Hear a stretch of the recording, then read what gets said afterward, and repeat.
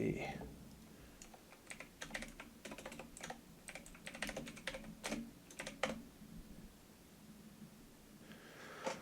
Alrighty. Welcome, one and all. This is Daybreaker Rein coming at you through Videoscope with a brand new format. We are here today with just another Gaming Rant Live, the first episode. This is going to be an interesting, different thing that I'm going to try doing. Today I am actually joined by a very good friend of mine, Avalanche Jared. What's up, man? How's it going? We're going to be talking about retro upscaling today, because I kind of got my ass chapped early What on happened? Twitter, and instead of going and making an absolute ass of myself by doing a video all of my own, I decided, you know what? Let me reach out to somebody who's a little bit more knowledgeable, or far more knowledgeable, I should say, in this than I am. So thank you for joining, man. I really appreciate it. Yeah, not a problem, man. I love talking about stuff like this, so we'll both look like fools together. Nah, it's all good. You've been super helpful, like just throughout kind of everything that we talked about in regards to the subject. So when did you start like getting into like the upscaling and join in on all of that? Wow, that's a good question. Oh man, I want to say like 4 or 5 years ago. I Hmm. I started looking into really cheap options, like your typical SCART to HDMI adapter Yeah. that reads 240p as 480i, and Hmm. I I was like, that kind of got me to dip my toes because it was only like a little $30 box, maybe less, and then a SCART cable was nothing. Hmm. And I ended up not liking the way it looked when it was in motion. I didn't know at the time that it misread 240p as 480i and deinterlaced it for some weird reason. But I really liked when I would just be playing like Breath of Fire, just looking at the world map and my character and how sharp it was. Hmm. So I went down the rabbit hole right after that. Man, I researched everything. I drew out a diagram because I wanted to get one of those VGA scalers they use in arcades, the really cheap Oh, ones, okay. SLG in a box. And I Okay. was like drawing out of diagrams. Okay, how is this going to work? When I hook this up, it was a whole thing. And I ended up just deciding on the FrameMeister. And then from there, it was just about learning. And man, talk about a rabbit hole. Yeah, and that's kind of one thing that I've definitely noticed. It seems that the more you kind of get into the subject, the more you realize that there's like just this plethora of different methods to Oh, yeah. achieving the upscaling that you want. And I think that's one thing that I definitely will say that for me I do like is that there are a lot of options for just about anything that you could really wrap your head around. So if something seems a little bit more complicated than the other, you can look for the more easier to get into devices and maybe start there and then sort of work your way if you want that better quality and fidelity. Yeah, for sure. Well, at least that's how it is now. Back when I first got Mm. into it, there was the cheap, terrible way to do it, and then there was the way to get actual results, which required a lot of money. Nowadays, there are a lot of people. It's more popular than it used to be, Hmm. and there's more money in it, so people can take something like the OSSC and release it for a relatively cheap price for what it does versus back then the only option was a really cheap SCART adapter or the essentially $400 FrameMeister and all the cables you're going to need and figuring out what the hell sync is and whether or not you're going to need to strip it. But nowadays people have a lot more options and it is awesome. Yeah, absolutely. And I think for me, that's kind of always been how I've personally looked at things when it comes to gaming. I want people to experience gaming however they possibly can and in whatever way Yeah. makes them feel comfortable. So as far as when it comes to like the community behind the upscaling, have you found that people are typically like really helpful if you have any questions when they're more knowledgeable? Is it kind of a little bit more you just kind of sort of like look at people's posts and sort of go off that? I will say nowadays, for sure, people are very helpful. A lot of the people that I've talked to, at least, I've actually Mm. been able to get, responses back from my life in gaming. Oh, Um, nice. way back in the day, when their channel was really starting to blow up at first, I was sending the messages about the difference between picture mode. I didn't know that there was a de-interlacing filter in natural modes, and they taught me all that just in a Twitter DM. So Wow. those guys are really helpful. That's awesome. And they're super knowledgeable. I think most people who are knowledgeable really like talking about it. Just Hmm. just like me, when you ask me a question, I'm super down to talk to you about it because I have all that pent up inside me anyways, and I think they're all the Right. same way too. Yeah, and then and that's super awesome that it can be approached in an easy way that there are people who are willing to have that discussion. But Yeah, I think as I think we've crowdsourced the idea of it now, and it's mhm, easier to get a hold of. Whereas before, there used to be a couple of really knowledgeable people that you would have to have gotten in touch with.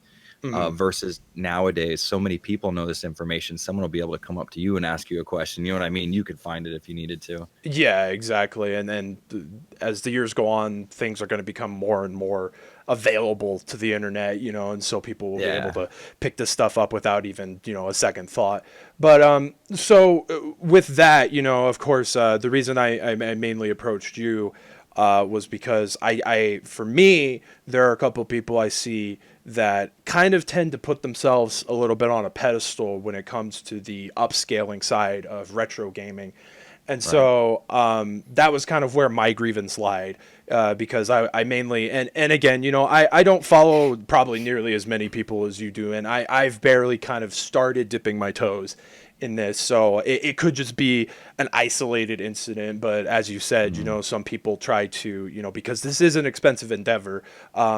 For sure. It is something that is definitely going to take commitment, just like anything. I would say it's like even retro gaming in of itself, especially now, um, is definitely getting to the point where it's if you want to experience those things, it's going to be a commitment either way. It's just about Yeah, as far as you are willing to go with your money. So, for sure. would you say, in your experience at least, have you ever had people who are in the upscaling that kind of carry themselves like really highly because of it, or have sort of a pompous attitude to them? Oh, for sure. It's like wearing a Gucci bag or something, right? Like, that's what it's like owning a Frame Meister and OSSC and actually knowing how to use it. It's pretty easy to become a schnob because you know, I think, like I said to you in a message, Hmm. objectively, you are getting like the best picture you can, and it's really Yeah. easy when you're getting the best to be like everybody else is inferior instead of like this is the best for me, Hmm. and you know what I mean. And a CRT may be the best for someone else. A lot Hmm. of people see it as objectively, this is the best, and everybody else is below me, which is like, ah, man, that's a rough way to think about shit. Yeah, and I think that's kind of where, for me, it struck a bit of a nerve, just because it was like, I've gaming is very dear to me, in a lot of Right. ways, and so to see sort of that alienation of like, you can't be like, for example, like this person may be like, oh, I'm into upscaling, but you can't be enroll with me if you're playing on a CRT and you're not buying all this expensive equipment. Yeah. That man, that sucks so bad. I think it's the same thing with you find this a lot in retro gaming because it's a niche Yeah, market. very And much so. so among people who are in a niche market, there tends to be this desire to like elevate yourself above everybody else, you know what I mean? Like the ones who actually own a copy of Earthbound versus All like right. you know what I mean? Like some of Yeah. that kind of stuff. Yeah, and with that, it's always kind of been, because I won't lie. I mean, there are a couple of rare games I'm very proud to own in my collection. Probably Sure. not the rarest of the rare. I would have a complete Castlevania collection if it weren't for the price of Castlevania Dracula X on Super Nintendo. Like, Right. for me personally, I really can't stomach that $300 purchase. It's like just for a cart, so it's like, repos might be the way to go, just to have something physical. But yeah, like I could definitely see that. Some people, I think they'd sort of take it for granted. Especially if they're the ones who like are hitting up yard sales, thrift stores, all that, on a constant basis. And then they happen upon those gems and they get them for dirt cheap. You hear the Yeah. stories every now and then that like, a lady finds, a super rare NES game at a Goodwill for $5 that she could turn around and sell for like 8 grand, Eh, Imagine how cool that would be. I mean, I won't lie. If I found something like that, I'd be blown away. And of Yeah, course, I'd be buying it, grabbing it, and then not saying a freaking word as I walked out of that absolutely. store. But yeah, it definitely can be like, and I think a lot of the times too, at least what I've seen with that is that most people, who find those deals are not the ones who are actually looking for it. It's the people who are just like, oh, that looks cool. That might be something that I used to have like when I was a kid, or, maybe my dad knows about, or, something like that. And then they buy it and then they don't realize, that, oh, holy crap, I just got a killer deal. Yeah. That's something I've always said is game deals are like Narnia. You never find them if you're looking for them. Right. Yeah, exactly. And I just want to give shout outs to people in the chat. Kojima, how's it going? And Xanthan, hey, how's it going? And Xanthan says, oh, hey, dinosaur peak for $5. What Xanthan, you'll have to refresh my memory what that's for. I don't remember what systems that's for. It sounds familiar. I don't collect for a lot of popular systems, so there are a lot of games where everybody's like, "Oh yeah, Puerto Rican Bible games or whatever," and I'm like, I have no idea what you're talking about. Yeah. That happens to me a lot. The Bible game thing always makes me laugh because I frequent the local store here, and there was at one point the owner had several copies of those games, but when the AVGN became really popular, people started buying those up in droves. And yo, thank you for the host Google World Order, much appreciated. But oh my god, yeah. So Xanthan is saying that Dinosaur Peak is for the NES and runs $760 loose. Ah, jeez, thank God I don't collect for them. Yes. I'm almost done with my collection, but there are some of them that I want that are like super hard to get, and I'm just like, oh, fun. Mainly it's just completing sets. Like I'm missing like Double Dragon 3 and then the other like Ninja Gaiden titles and things like that. Okay, so we talked a little bit about like the upscaling community and kind of how it can be with some people. But you brought up something to me that I thought was really interesting, that there are people who are kind of on the flip side of that, who are very much like, oh, these games can only ever be played on a CRT. What the hell's wrong with you that you're going like, so yeah. much into your money that you're buying like all these like devices to upscaling. So I'm actually surprised because you said that you get this on your videos a lot. So like, Yeah. is it constant? Because I know you get a lot of support. Like I'm an avid follower of your videos, and I'm always trying I'm to lucky leave. in that way for sure. Yeah, You know, a lot of people talk about how cancerous YouTube comment sections are, and I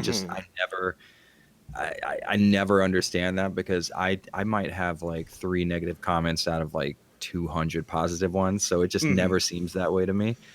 Maybe it's because I'm nice to people or they're nice to. I don't know what it is, but I'm lucky in that sense. I do get a lot of support for sure, but I also do get a couple of assholes like you said that they're CRT junkies, or even I've noticed that a lot of the old collectors, people who have been into collecting for a long time, tend to kind of shun the idea of upscaling because the CRT is so like baked into their experience. But yeah, I do get that a lot, and you can even see that in videos from like Adam Korlick or My Life in Gaming, hmm or who else? Vintage.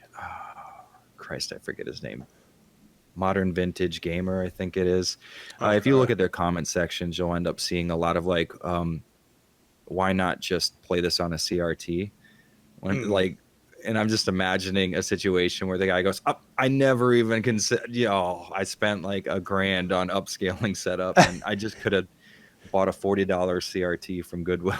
Well, and that's kind of the thing, I don't know if you've heard of Rerez, but I watch Rerez. Oh yeah. Yeah, I love that dude's content a lot, and Yeah, super nice guy. yeah, and he's super informative. You know, he really likes controllers. So when he just recently reviewed the Hiyori style Retrobit N64 controller, so I'm really excited that he had so many good things to say about it, because like the last like clone N64 controller to kind of remedy the original, and like the sticks that bust and everything like that wasn't really good in his eyes. So it's good that there's a good alternative out there for cheap.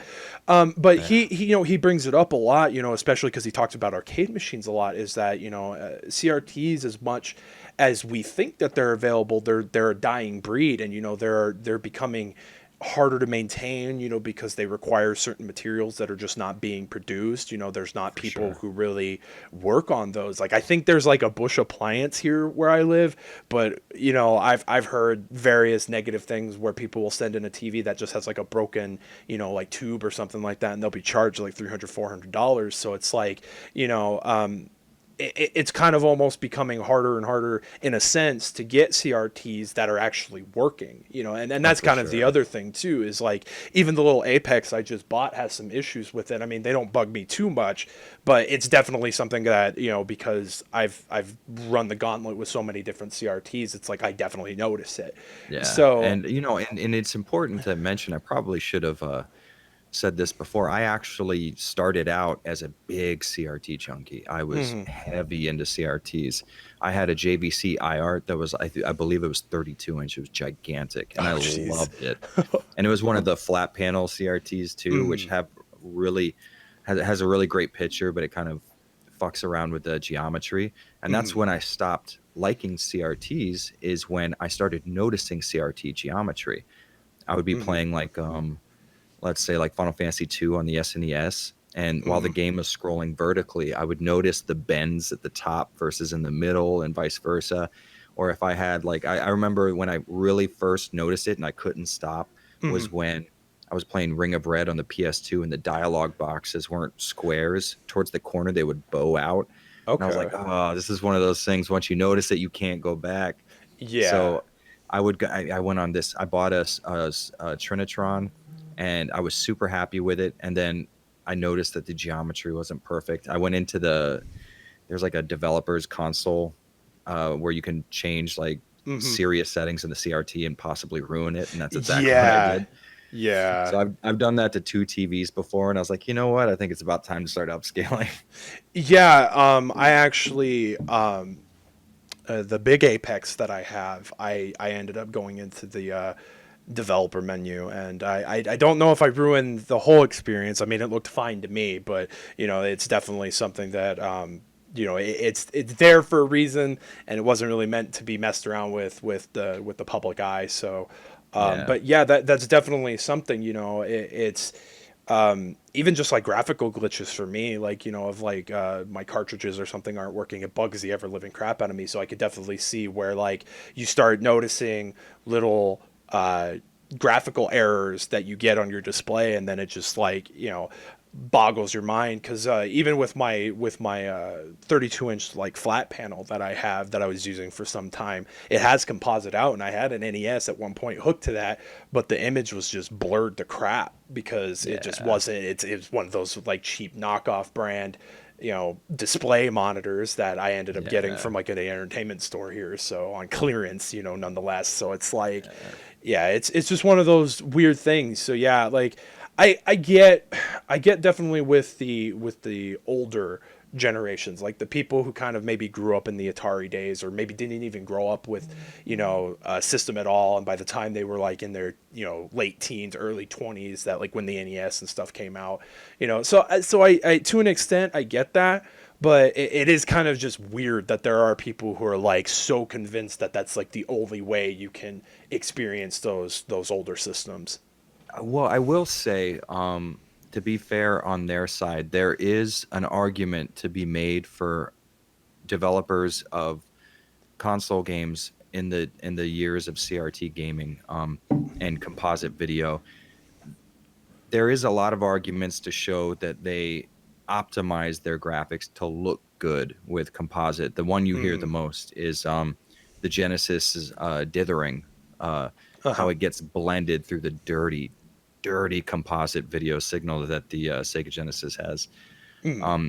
they use that as evidence that, well, these are what the developers meant for the games to be seen this way. And the only way I can ever really, because it's, I mean, that's a decent argument, right? Because obviously that's what they Yeah. did. If you look at, like, let's say one of the lights in Streets of Rage 2, you can see that through composite out on a CRT, it looks like a transparent light versus upscaled in 1080p. Every other pixel is blank. Hmm. And, me personally, I really like the look of dithering. I love, Hmm. especially on the PS1 and Sega Saturn. They have just a beautiful dithered pattern that I can't get enough of. But that's just subjective. That's what I prefer. But a lot of these guys see that as, proof that developers meant for video games to be seen in this way. And I just try to imagine someone who's working on a game's art thinking to themselves, God, I hope no one ever sees this in any better light than composite. Right. I just can't see that being a thing. Like, if I make my videos, I'm like, oh, I hope nobody upscales this to 4K because I made this for 1080p. Yeah. It Yeah. just doesn't. I don't think it works out that way. I don't think any artist hopes that their art isn't seen in a better light than how it comes out originally. Oh yeah, absolutely. I think that's why so many, like, what comes to mind is like how atrociously bad the Silent Hill HD collection was. There was a Ooh, reason so many people were upset with how it ended up, because I think a lot of people were like, this does an absolute disservice to the original work. yeah. So yeah, I can absolutely see that. And Xanthan in the chat said, I like what Avalanche says there because it makes me think of the people who refuse to emulate because I'm not on the couch playing my Super Nintendo. I think that was in response to something you said earlier. But yeah, Yeah, there are those people, unfortunately. Emulation is in of itself is still sort of a taboo subject even all these years later. for sure. It astounds me because I'm a huge champion of emulation, especially considering it's like, if as we were saying earlier, retro gaming is becoming so hard to get into now because prices just keep going up on the really popular things. Like, you can get some stuff that's popular for the cheap, but like when you start getting into games that have sequels, like Donkey Kong Country, for example, Right. the sequels become more expensive. Ninja Gaiden, same thing. Sequels are more Hmm. expensive. And so it's always that option of, I tell people all the time, it's like, if you have the means to emulate, just start with that. If you Oh, really for really sure. want to experience some of these games, and if you want to go buy a physical just for collection purposes, for your own personal sake, go for it.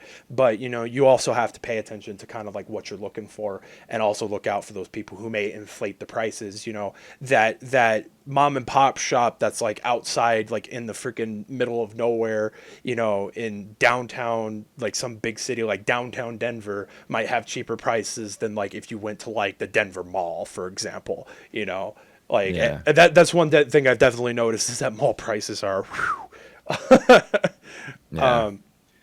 I'm a really big fan of emulation, which a lot of people would assume because I do collect all physical media and Mhm. I do upscale my games. And that's another thing I get all the time too. Is like, you could just emulate, right? It's like, yeah, obviously I know Well, that. right. Um, I wouldn't tell anyone not to emulate because emulation is the first way I ever played Chrono Trigger. I've never physically owned a copy of Chrono Trigger except for the Final Fantasy Chronicles Hmm. compilation on the PS1.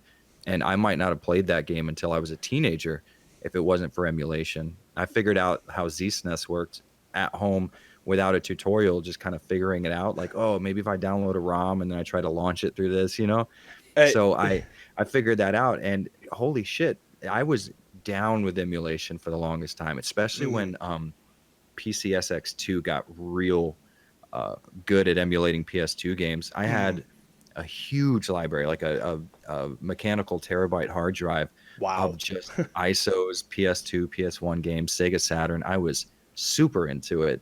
And then after I got into collecting like digital copies of games, I started like, oh man, maybe I'll go out and try to buy these games physically. And that was another rabbit hole right there. Yeah. Exactly, and you're right.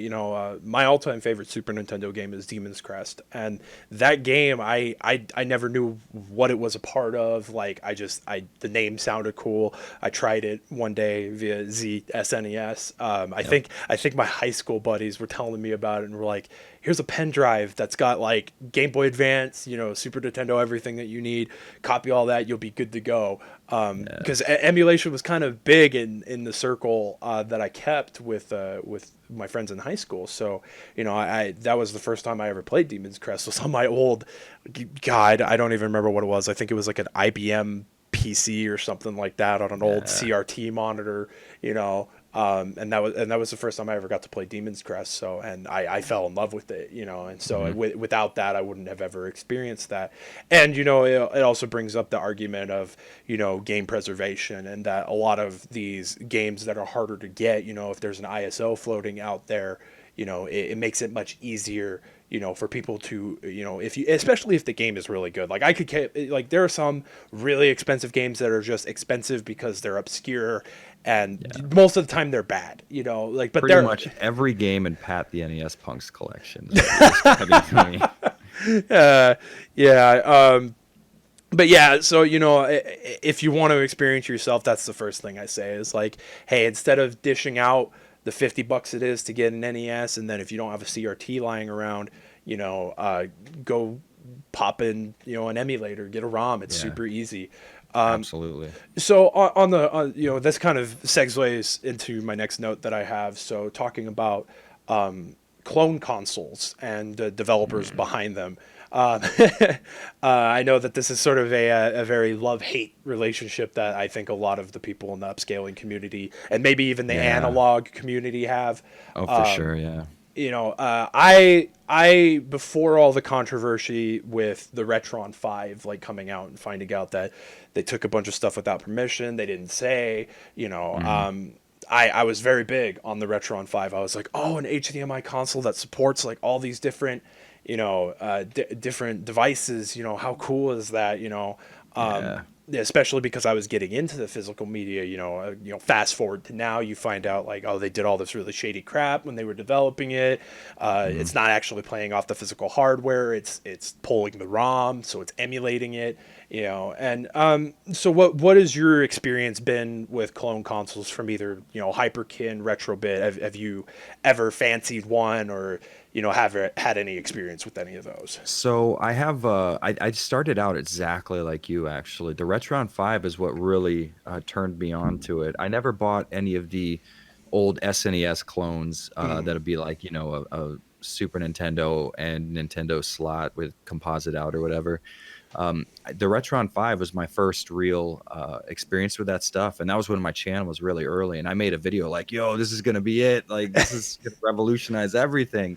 And then just like we find out that it's not great, especially how it runs. It's not great as far as how shady they were with taking open source emulators and charging money for them. Mm. Um, you know, so I never actually ended up buying one, and I myself, I don't think to this day I've ever owned a clone console. I played a couple, and I was not impressed with what I saw.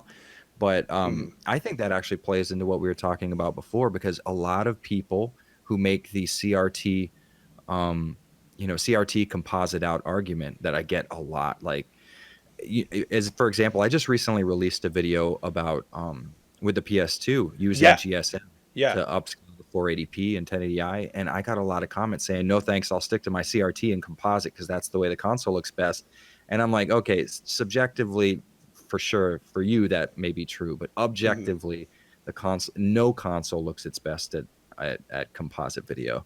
Yeah. Like there is nothing worse than composite except for RF, and only a few consoles support that. But I find that a lot of people who make those exact comments are on Twitter like, "Oh, I can't work for this. I wait for this clone console with HDMI out." It's like, can we please?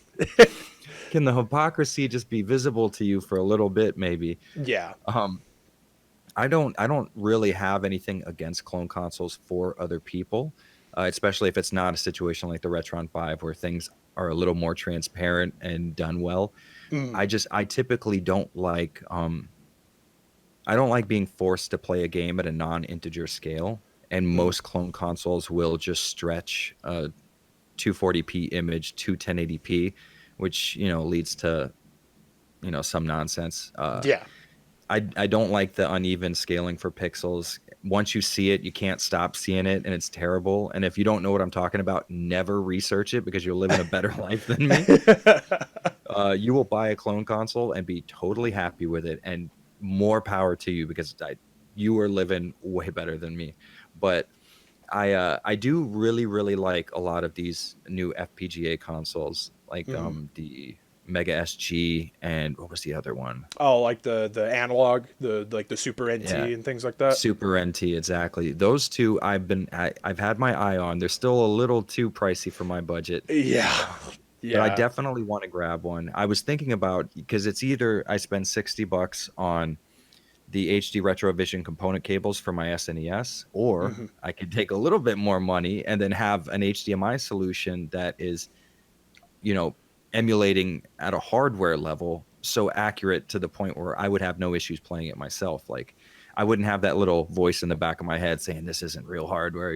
Right. Yeah, and So I'm definitely down with those. Those things get a big thumbs up from me because Kevtris has proven himself to be incredibly accurate at recreating the original experience to a point where you would be hard pressed to find any difference, which means mhm.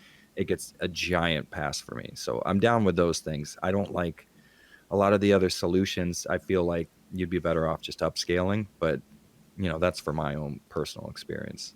Absolutely. And with Hyperkin specifically, I actually do like their controllers. I've heard great things about their controllers. I actually own one of their Super Nintendo controllers because my original the select button stopped working, so I just Right. needed something. And actually, official Super Nintendo controllers are getting more expensive. It's like 30 Yes, bucks they to are. buy a used controller, and I'm like, I don't necessarily know if I want to dish that much out for a used controller that, who knows how much life it could actually give me.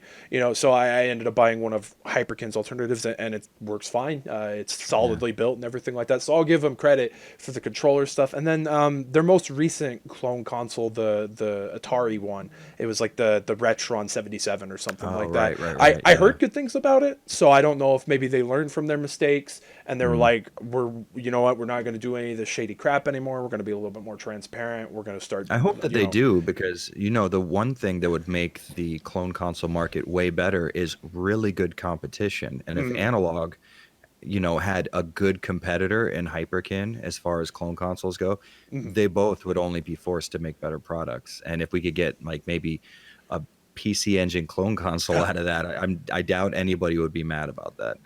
yeah, absolutely. And that's kind of the one thing about the analog systems too is just it's really I've seen a lot of videos about the Super NT specifically. I think I believe Rerez covered it. A Hmm. channel I follow called Gigaboots, they covered it.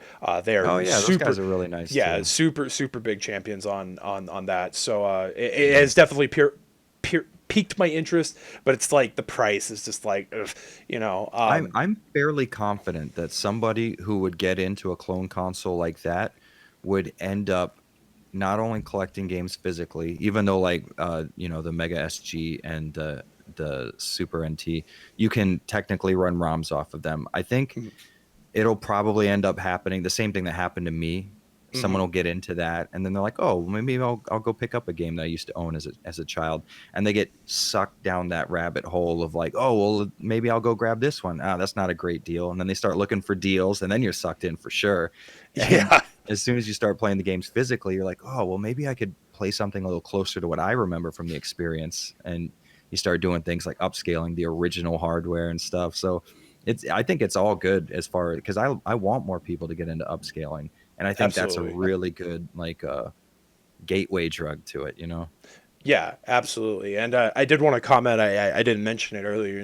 It's so funny that people will champion the composite output, but I've played a PS2 via component on a really good CRT that was very vibrant with its colors, and the difference was night and day. Like Oh yeah, I there's tried nothing out. even close. Yeah, I tried out. I think it was Castlevania: Lament of Innocence, and the whip when you swing it has like an animation that follows it, Yeah. and it's really noticeable with the different elemental whips. And so I immediately saw saw the difference. I was like, oh my god, the vibrant color on the component is just like, oh.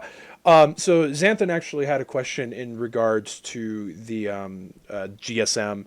He Mhm. said, does upscaling get around the issues that some PS2 games have with component cables like the Mega Man X collection? Um, I've never heard of any issues that a PS2 would have with component cables. Oh, you know what it is? I Mm, know exactly what he's talking about. It's not so much component cables. It's a lot of TVs, especially modern TVs like flat panel LCDs, have issues with receiving 240p mm, over really anything, even over like HDMI. They won't see it very well. So the Mega Man X2 or the Mega Man X collection on PS2, unlike the GameCube collection, actually outputs true 240p, which most TVs won't see. So that's 100% going to fix the issue if that game works with GSM. So that's the big if there, yeah. because GSM is very spotty with what it does support. But if you are to go into the GSM menu and have it force 480p, you are 100% good to go. Well, and maybe specifically because the Mega Man X collection is really the only game that I know that does this. Specifically, when you play it with a component connection, and this is just like, for example, a raw component collection, like the TV supports it and everything like that. Right. Is that the menus will work fine, but when you get into like the games, it off centers it, and the colors just go a million different shades of like everything, so it becomes That almost makes sense. The menus unplayable. are probably in 480i. That Yeah. makes a lot of sense. I have the Mega Man X collection on GameCube, I believe. Yeah, so I've Hmm. never messed around with that myself personally. I will say, in theory, though, GSM will 100% fix that problem because it will force the entire game to run at 480p. I've Okay. also found that in my video, I said something about the PS1 and how forcing 480p through GSM for PS1 games did not solve the 480i menu problem of like Silent Hill and Chrono Cross and Dino Crisis. Hmm. But somebody who commented, if anybody's watching this who saw that video, it turns out that there's an option in GSM for NTSC 480p, and it's not console specific. It just forces 480p without like it being I don't know, specialized for any one console like the PS1. Hmm. Apparently, from what he says, that forces everything to run. I'm sorry, 480i, not 480p. That Hmm. forces everything to run at 480i, so you won't have to worry about the menus in PS1 games for anything that uses interlaced menus on a PS1. So that was actually really cool. And I went back and tested it, and Chrono Cross works like a dream. You just have to play Chrono Cross instead of at 240p at 480i, which isn't perfect. Hmm. Uh, at that point, I think you should probably play it on a PS3 and just have the Yeah. PS3 upscale it. But still, you know, if you're super looking for that experience, GSM does help out with that. Awesome. And also, big out shout out to PB and Joe. Thank you so much for the hosting. It's very appreciated. Oh, Uh, she's actually sitting right here. He says thanks. Thank you. So let's kind of talk a little bit about one thing that I've experimented with quite a bit is the more cheaper alternatives Yeah. that it comes to upscaling. I've been a victim of seeing cheaper prices and being drawn in. Hmm. One thing that we got talking about was specifically the Pound Technology cables, and this company not only has made one for the PS2, but they've made one for the OG Xbox, Dreamcast, and just recently Super Nintendo. So Right. you mentioned something that it. I forget what it was. It was something that you mentioned about like it doesn't support a specific. It's like 480p or something like that. 480p. Yeah. Right. Yeah. So could you elaborate a So, little bit more on that? Because I did not know anything about that buying that cable. you know, I would honestly love to tell you specifically why that is because obviously the video output on the PS2 Mm, supports 480p regardless. I could not tell you why they couldn't make 480p work unless they're forcing mhm, an anti-aliasing or not anti-aliasing, sorry, deinterlacing solution inside the cable. That's the only thing I could imagine, and then that might conflict with 480p being output through the cable. But yeah, for the PS2 specifically, I know that 480p is not supported, and I think, if I'm not mistaken, I could be mhm. wrong about this. The Dreamcast pound HDMI cable also cannot output 480p. So you're stuck with a 14 kilohertz 480i signal on. I could be wrong. I think it's every console the pound HDMI cables are made for. They only support 480i. Okay, that's really interesting. And yeah, I've definitely seen Gigaboots actually talked about this on Twitter, and we kind of got into a bit of an exchange because my stance has always been, and the reason I know that these type of cables exist is they're not targeted at the people who really want the best of the best. They're targeted at the people who want the cheap alternative. That's why the pound technology. I believe in any case they're probably making money because they sucker people Yeah. like myself into it as like, oh, I ran into this issue with my component to HDMI converter not playing nice within my Elgato. Oh, here's this cable that's just straight to HDMI and it works. Right. So have you ever had any sort of like experience with like not necessarily the pound technology cables, but when it comes to like these composite to HDMI or component to HDMI, is there any sort of maybe I would say like a recommendation, or is there anything that you've used that could at least if somebody's not looking for like the best of the best, they just want to connect something to a modern TV, is there a solution? Huh. Honestly, I would typically warn against using the pound HDMI cables Mm, because even though they are cheap, I think for the price, you still aren't getting a very good deal. mm, But I do also think that if you're not a stickler for crazy good video quality and you're just trying to get a picture from one of your consoles into a capture device for maybe a stream or just mm. for your own purposes, you just want to capture gameplay and have fun. I think honestly they're perfectly fine in that scenario. But if you buy one and see that you don't like the video quality, then maybe that'll push you more towards my end, which I'm Yeah, totally okay exactly. with. But I've never had hands on the cables myself, but I really Mm. don't like what I've seen from Metal Jesus. I think he did a video on a couple of the pound HDMI cables. The one for, I think there's an Xbox one if I'm not mistaken. Yes, yes, there is an OG Xbox cable. And I've seen that, and I do not like what I'm seeing. I think you would be better off just buying. I think the money you would spend on a pound HDMI cable, if you throw $50 on top of that, you could Mm. buy an old USB capture card that has a component in, and Yeah. um, you wouldn't have to convert that signal, because anytime you're doing any type of analog to digital conversion, you're losing a little bit of quality, and if you're not Mm. spending a lot of money, uh, you're not getting great digital to analog conversion or vice versa. Hmm. So it doesn't really matter if you want to spend twice as much as the pound HDMI cable, you're still not getting a great analog to digital conversion still. I don't have anything that I would recommend that isn't relatively expensive, like let's say the Right.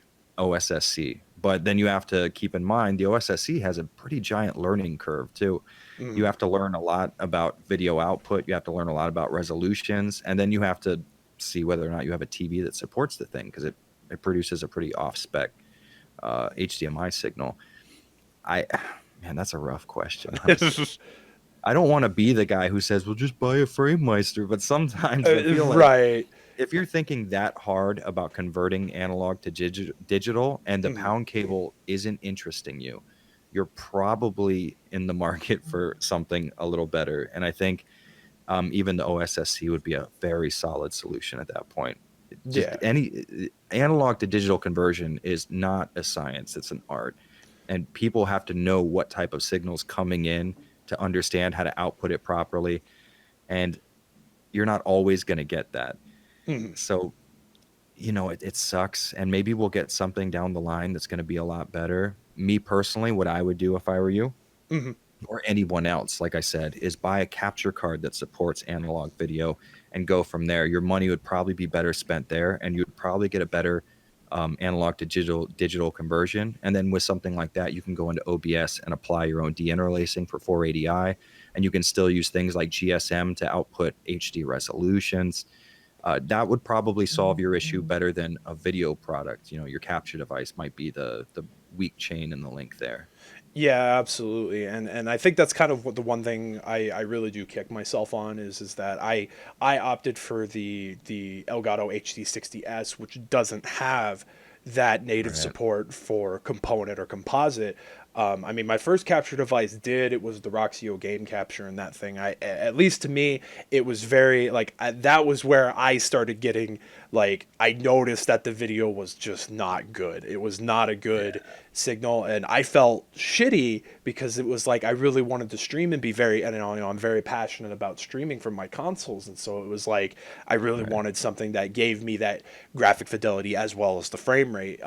So Mhm. that is something I have considered because I do know Elgato does make there's like an old analog version of the Elgato which is just composite, and I think it also supports S video for the few random systems that may support that. Right. And then as well, the older model of the Elgatos do have that converter where it gives you that component out. So yeah, Mhm. I definitely think that that's an absolutely viable option if people are looking to do things more on the cheap. Yeah. And that being said, like I said before, the pound HDMI cable is not terrible. You know what I mean? It's for me personally, I have seen what kind of video quality these consoles can output on their own without being upscaled, Hmm. and the pound HDMI cable to me seems like a step down from that.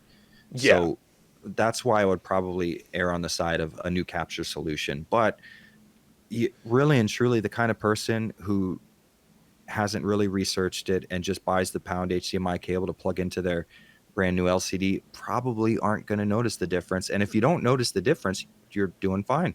Yeah. You know what? You don't know that you're missing out, and that's perfectly okay because if I have to explain to you what 480p is, you don't need to see it. And that's Yeah. perfectly fine. You're Yeah. just playing games to play games and you love those games, and more power to you. I want you to have that pound cable. Um, but when it comes time to start questioning things or you start looking at it going like, maybe there's a way to do it a little bit better. The shitty thing is there's no, like, let's say, what are the pound cables? Like 20, 30 bucks? $30, I think, brand new. Yeah. So you buy a pound cable for 30 bucks, and it seems like it shouldn't be the case, but that's the absolute lowest you can go, right? So Hmm. you assume that there's the next step up, which isn't too far from 30 bucks, but that's not the case. You're spending upwards of, I mean, at the very least 180 bucks Yeah. from stepping up from the pound cable. You know what I mean? If we're talking about upscalers and better video quality. So even if you want to get a better capture card, you're going to have to. So it may be in everybody who's listening's best interest to just be okay with the pound cable. You know what I mean? Like, Yeah. because there's no next step up. It's like six next steps up from there. Yeah, exactly. And in a way, I can definitely see where people may get the idea that that sets a bad precedent because Mhm. you do have this really cheap alternative. But you're right. If people want to start getting into the upscaling, they'll realize pretty quickly that the alternatives are much more expensive. And Yeah. and like you said earlier, that $30 could have easily been maybe saved and put aside towards one of those better alternatives. Yeah. So yeah, that kind of segues into the next bit. Talking about what are the alternatives, as a whole when it comes to upscaling. Obviously, you're a big champion of the FrameMeister, and I think that's awesome. And I've never got the idea.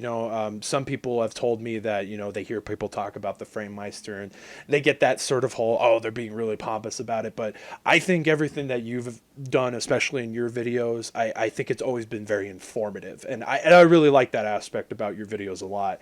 Is that I always feel like it's more informative when it comes to the upscaling and how the video picture works than being like I never got the vibe that you're like, oh, look at me and my badass Yeah. $400 device. Yeah, if anything, that's a little embarrassing that I have such low willpower over my spending that I can just see a $400 video upscaler that I can only use for playing video games and totally pull the trigger on. We each have our kryptonite.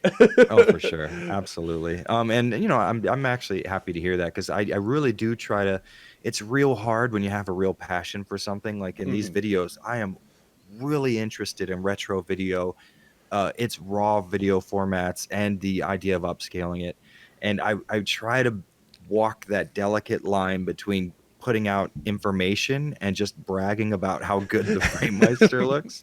Yeah, So I absolutely. do try to get that across. It's like, hey, here's how it looks for me, and then I try to include comparisons of raw component output when I can, or raw analog output, just so people can see how it's going to look for them.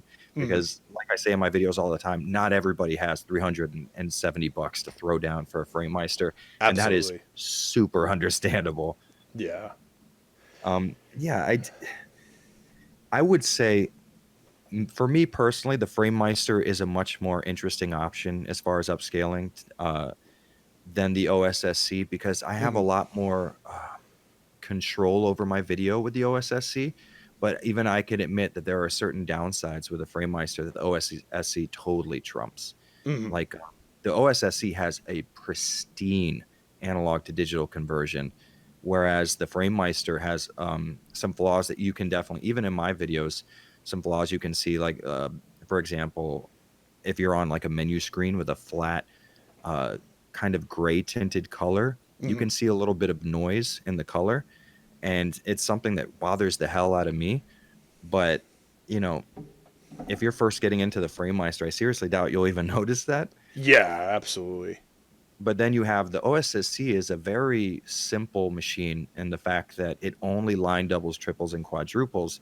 And it's really cool that you can pump out higher than 1080p resolution footage. That's killer.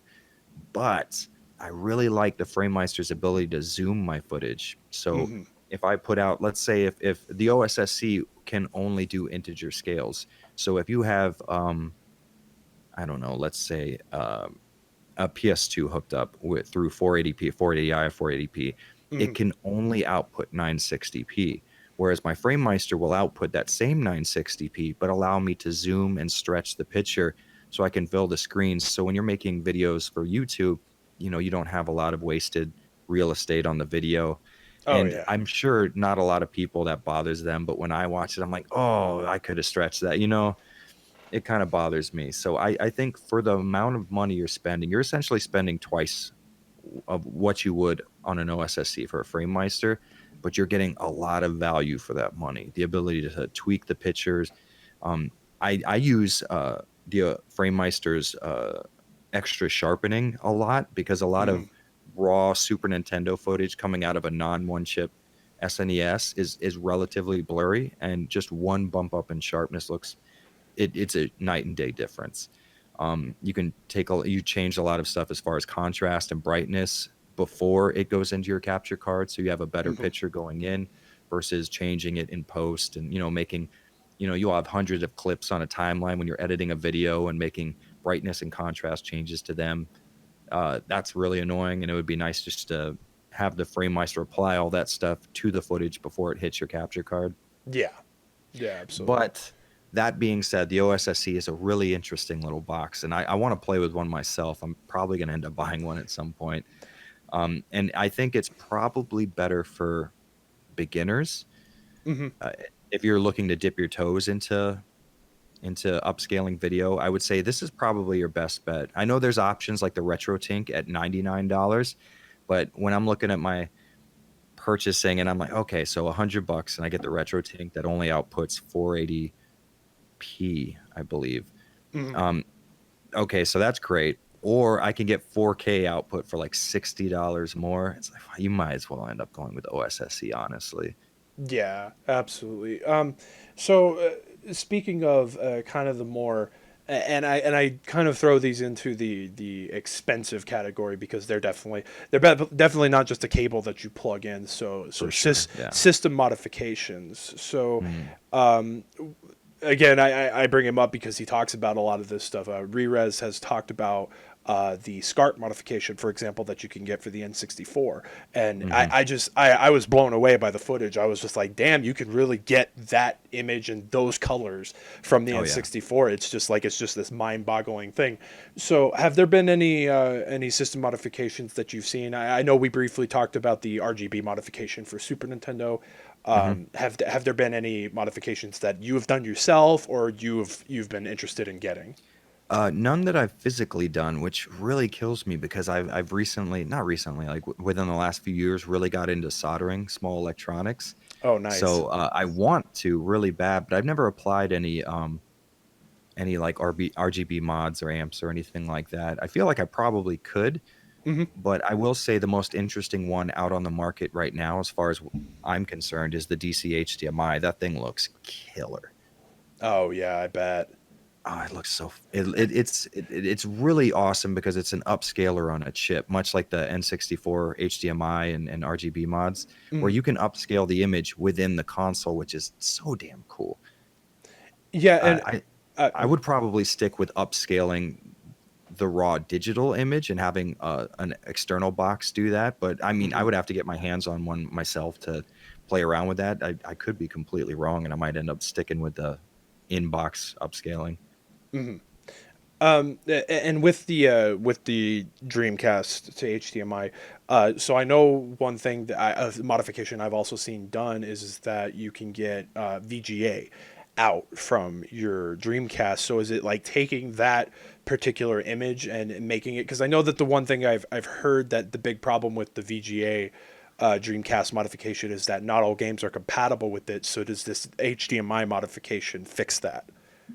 Yes, for VGA, Dreamcast games, not all of them. You were correct that they don't all support VGA Hmm. output, which is really it. Nobody can really wrap their heads around why. It doesn't make any sense because you can still get 480i out of VGA. Hmm. It's a really odd quirk of the console. But right out of the box, all Dreamcast support VGA out. You just have to buy a box that can take advantage of that because Hmm. it's not just as simple as hooking up a straight VGA cable most of the time. Most VGA cables will have a switch that will let you toggle modes that will allow certain games to play that normally wouldn't. Whereas Okay. this internal mod is compatible with whatever game you stick in it. And there are options within the chip, kind of like the N64 HDMI mod, where you have an Hmm. internal menu that you can access.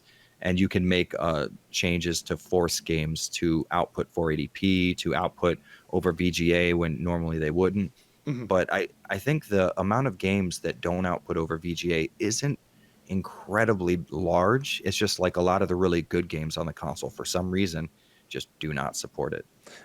And that's so strange that like even after all these years and so many dedicated people that are into like the upscaling and making these system modifications that they can't figure Mm. out exactly what it is that's preventing certain games from working with. Well, we know what it is. We don't know why it's there. A lot of Oh, discs will okay. have a startup check, Hmm. and it's like a checksum for an arcade BIOS startup, like zeros and ones. So, Okay, VG okay. is VGA supported on this game? Zero, nope. And nobody knows why the hell they would do that because, I mean, maybe the way they made the game's graphics, they didn't want people to. I'm spitballing because honestly, I have Right. no fucking idea. I would love to find out though. Oh yeah, if we could ever find like somebody who maybe worked on the development of the Oh, system, that'd just be to like great. come out and just like be like, explain why this is a thing, I you will know? say this though. You know what's really cool is I found this out recently during my Dino Crisis retrospective. Hmm. Um, I was wanting to play the Dreamcast version of Dino Crisis because I had it and I was like, yeah, screw it, let's do it. And what I have is a JP21 cable, which is essentially like SCART with a modified pinout. Hmm. And I found out that Dino Crisis is one of those games that doesn't support VGA, and my SCART cable essentially takes the VGA signal and converts it to a JP21 pinout. And I was like, oh, that's kind of weird. But I went on to Etsy, and it turns out, um, I don't know if it's probably common knowledge by now, but the Dreamcast security measures for their GD-ROMs was broken a long time ago, and pretty much I remember back when I was a teenager, what we used to have to do is use a boot disk. But Yeah, nowadays, really yeah. anyone could burn a disk with a built-in like boot sector on it, and you don't necessarily need a mod chip or a boot disk to play burnt games on your Dreamcast at all. So I Absolutely. found out that there's a lot of repros that do allow for VGA. So I literally own Dino Crisis on the Dreamcast and a Dino Crisis repro that allows for the VGA output, and that's how I got my footage. Oh, awesome. That's really cool. Yeah, yeah. That's super interesting. When I got into when I bought my Dreamcast, that was the thing that I had always known about is that I did not have to buy physical games. I could literally find an Oh ISO, yeah, slap it on a blank disc, and I'm good to go.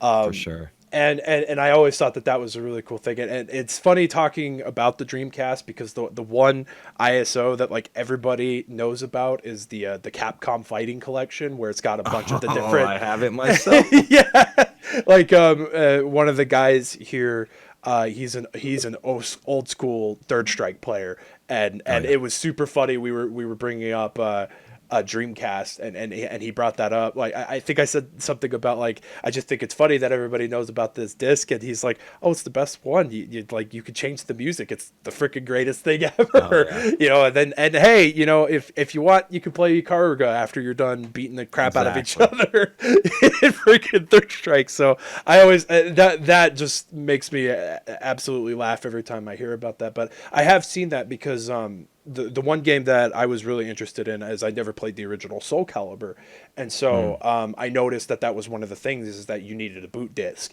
and then I think I finally found a version of it that had that boot sector, so it just circumvented needing the boot disc. So Yeah. it's super nice. It's great that that's come so far and that people have been able to do that. Yeah, it's super interesting, especially since I come from the old days of Dreamcast pirating. Me and a buddy of mine in Miami ran a website called Dream Hell where we Mhm. just traded CDRs. So we would get spindles in the mail of, Resident Evil 2 and all these Dreamcast games, and we'd ship them out spindles because at the time, with a dial-up connection, it took Mhm. longer to upload a digital ISO and have someone download it and burn it than it would be just to mail it through the fucking mail. Wow. It was really cool. We had, those Memorex neon colored slim CDR disc cases, and we had these Nice. towers of CD holders, and we had them alphabetized. It was super fucking fun. And nowadays, you can buy a full repro uh, copy of a game that just is pressed to look exactly like the original for like 25, $30. It's beautiful. That's really awesome, and that just like the things that people had to do back in the day, like it just kind of like that just reminded me. Someone I was talking to recently brought up that people used to play chess against each other via the mail. They Yeah. would send their moves back and forth to each other. So it's just like to hear that there was like a game system going with that as well, like back in the heydays Yeah. of the internet. That's just mind blowing to me. But that's It awesome at was the same insane. time. It's It was so freaking fucking fun. We yeah, would hear about a new game coming out on Dreamcast, and we would just send out mass amounts of emails. Hey, you got this? Let's trade up. I got a bunch of stuff. yeah, exactly. That's super awesome.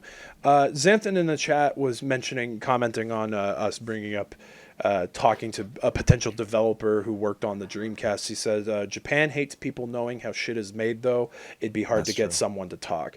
And that's Yeah. that's one thing I've definitely noticed, kind of going off a little bit of a side tangent, is I've seen a lot of people who have like data mined games and found assets to games that were never implemented in the final release. The one that always comes to my mind when I think of this is Nights into Dreams for the Sega Saturn had an Mm, entire cut level and boss that was specific to one of the characters, and it yeah. was data mined out of the game.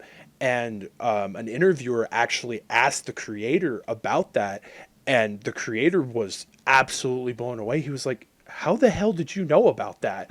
Like, where did you get that information? Like what? It's like it's kind of crazy. And I know one instance specifically is like me being a part of the Souls community is like Miyazaki is very, very cryptic, and he'll never give you straight answers. So it's kind of like one of those things that's why there's so much fan lore and things like that, Right. because we're never going to get the official answers from the source. And in a way, it's kind of it kind of lends itself a bit, because it's like if we knew the actual like verbatim, like this is how things are, like it would, a lot of people would probably be disappointed because then it would just cut out their fan theories and everything like that. Yeah. Yeah. I think a lot of it is mystery, exactly like you said, but I also think it plays into man, Japanese business is just a totally different beast as far as how it's conducted in Japan. Hmm. They have their hobbyist market where things like the Framemeister, which is not made by a gigantic conglomerate, $1 million company. It's Hmm. more of like a hobbyist electronics type of deal. And those people are very, very likely to just show up in Akihabara and talk to people who buy their products Hmm. versus a big Japanese business. When the Twitter revolution came and game developers and artists and people who worked on games were able to talk to, their fans or people who bought their products on a one-on-one basis, Hmm. there are very few Japanese people still to this day take advantage of that. Uh, I mean, even members of Team Silent refuse to comment on aspects of Silent Hill's storyline that people may be arguing over, and it's just the Japanese are incredibly hard-headed when it comes to changing the way that they see things, and Uh-huh. they see business as like a hard separation between customer and service. And I mean, you can see that in the way Nintendo conducts itself. It's very rare to see a Japanese developer just talk to you one on one about the specifics of their games, and it just has to Yeah. do with like a really weird, outdated mentality.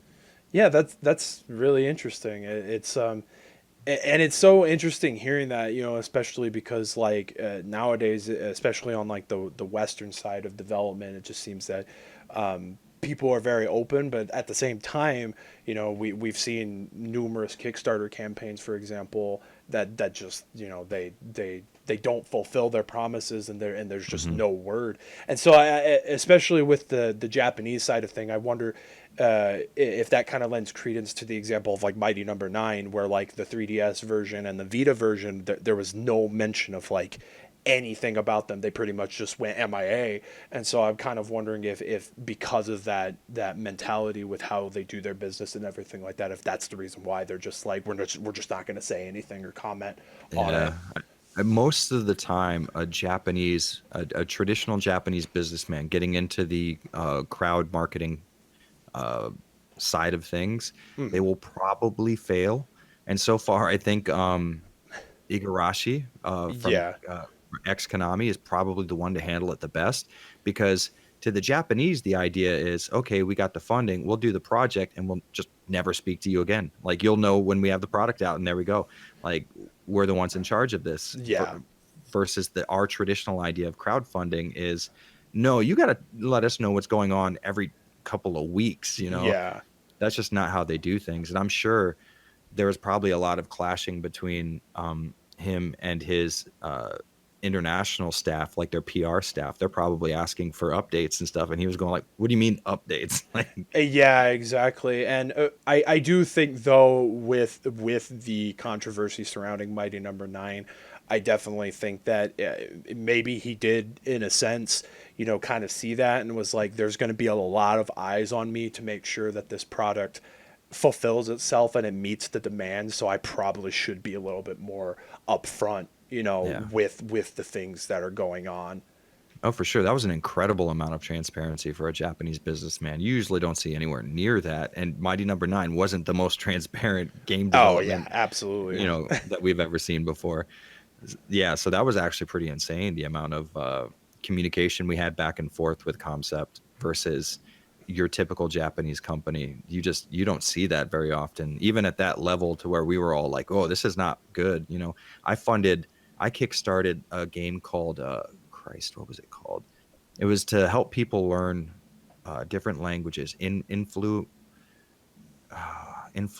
I forget the name completely now. I just wanted Hmm. it to be done, and that guy was emailing people back and forth. I asked him if there would be if the Japanese section of the game would include like hiragana, kanji, and katakana, and he was just messaging like the guy developing the game was talking to me back. Whereas, even if I spoke fluent Japanese, a Japanese developer is not saying shit to me about their game. Yeah, yeah, exactly. And so, and I think that's, it kind of lends why people get like so excited for things like E3 is because they know, especially with the Japanese market, we're not going to get a lot of updates. So it's this is their time to tell us what's Yeah. going on. Hmm. That's why, man, I miss the magazine era. Ooh, you can Oh, go and pick up like a PSM and be like, mhm. here's some rumblings about this Japanese game called Silent Bomber, and maybe it'll look like this. And my little teenage mind was blown, like, oh damn, we actually can figure out what's happening before it actually happens. Then the internet age came, and I know about every game that's in development at any point at any time. Yeah, exactly. And that's something that I've actually thought about a lot is that with the internet age, it is almost kind of like you become jaded a bit because Oh, for sure, back yeah. then it was just like, yeah, that was how we got our information. I mean, I have tons of old Game Informer magazines, and I think that was like Game Informer was the first time I knew that Castlevania had an actual timeline. Like Hmm. I had no freaking clue about that prior to like an issue. I think it was before Lament of Innocence came out. They did a whole like rundown about how it's like, oh, it's the first in the timeline. You know, it's going back and explaining the origin of the Belmonts and everything like that. And it actually showed like from every game up to that point where it fit chronologically. I was just like, Yeah. holy shit, this was a thing. You know? Oh yeah, I think you're absolutely right about it being jaded. I like to describe it this way.